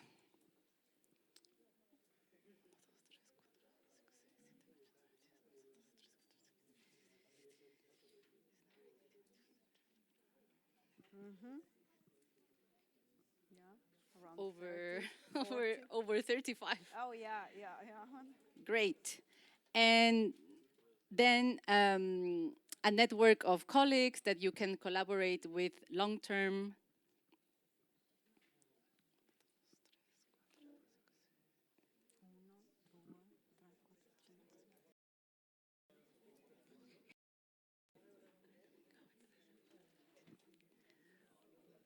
Perfect. Good. Thank you. So next slide, please. And so throughout the week, at the end of each day, we will have a segment to discuss the community of practice. We will be talking about the reasons of why building a community of practice is important, so understanding the purpose of it. We will also be discussing the members whose needs we want to address, so we will have a focus on the people who make the community. And then how we conduct the business of the community, how we manage it, which is how do we practice in the community of practice. The outcome will be a charter for the community, and we will be sharing an example. We will then be sharing it also at the end of the training. You will be shaping this charter, and the idea is that this is all a collaborative process. And the last request that I have from you is to please fill out the survey. Can we go to the last slide, please? You can access it by scanning this QR code. It will take you to a short survey that we hope you can fill out tonight at some point. It will take about 5 minutes, and then we will be presenting the results at tomorrow's session. So thank you so much, colleagues, for your engagement, and please feel free to reach out in case of any questions. Julia? Thank you. Thank you so much, Maya. Thank you. And yeah, let's keep the QR code up so that everybody can access it. Okay, also, you will QR code along with Maya's presentation, along with all the other presentations that we had during today's session on the eCampus. So let's not forget that. Okay, but at the end of each day will give us a couple of hours, but our team will be uploading all the materials that were shared during the day. The eCampus is going to be your knowledge repository throughout the week and even after the end of this event. Okay, you will have access to the platform until December 2026. Okay, so also on a side note, if you haven't managed to access the eCampus yet, tell us as soon as possible, okay? And we will help you access it, okay? We really want you to get out of the training at least with access to the eCampus. No, I'm joking. But please, we are available to support you in case of any technical issues. All right. So, well done, first of all, for this first day together. It was quite intense, I would say. But it's not finished yet. Because, wait a second. So, because apart from the cocktail, the welcome cocktail, can we please put up just the slide, at least one? We can, yeah. The welcome cocktail that will be waiting for you at 7 p.m. at Valentino Bar. There will be some food, drink, and some music. Okay, we're gonna spend a couple of hours together. Apart from that, there are also some meetings going on after this session, the end of this session. Meetings dedicated to government representatives. So please, government representatives, listen carefully. So these meetings are gonna help you get ready for the meeting with the donors that will happen tomorrow afternoon, okay, at the end of the session. So in order to organize and coordinate the preparation, we have some focal points. We have identified some focal points that are gonna guide you in this exercise and in this discussion. And so one of the focal points for Asian countries is, well, we have two focal points here. You're very lucky. So we have Alvaro Nieto here and Dat Hai somewhere, please. Yeah. Also, Alvaro, if you can just stand up. So if you are from Bhutan, Vietnam, Indonesia, Philippines, Nepal, and Cambodia, please, at the end of this session, refer to Alvaro and Dat, and you're gonna meet here for some informal preparatory meetings.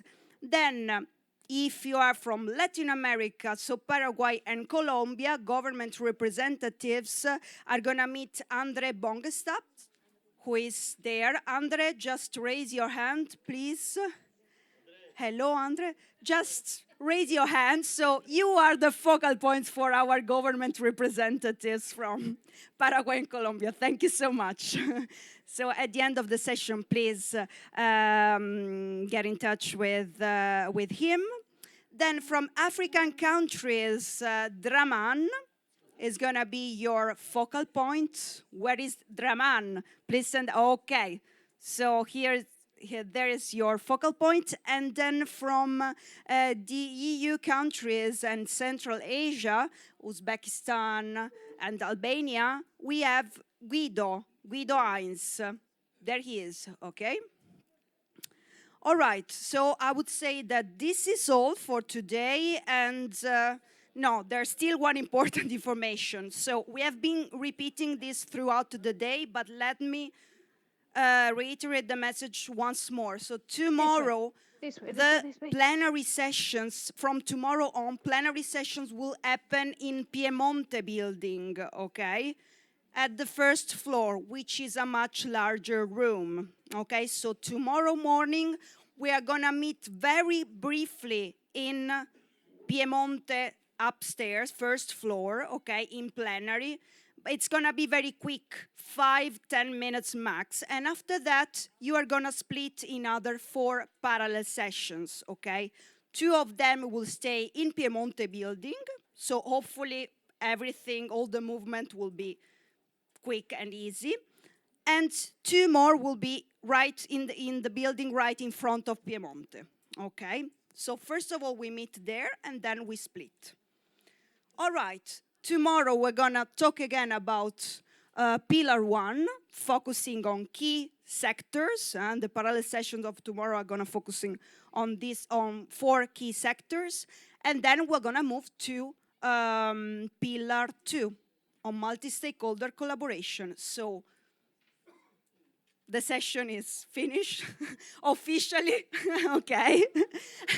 And I will thank you so much again for your patience, and thanks for participation. Thanks to the interpreters, and see you at the cocktail.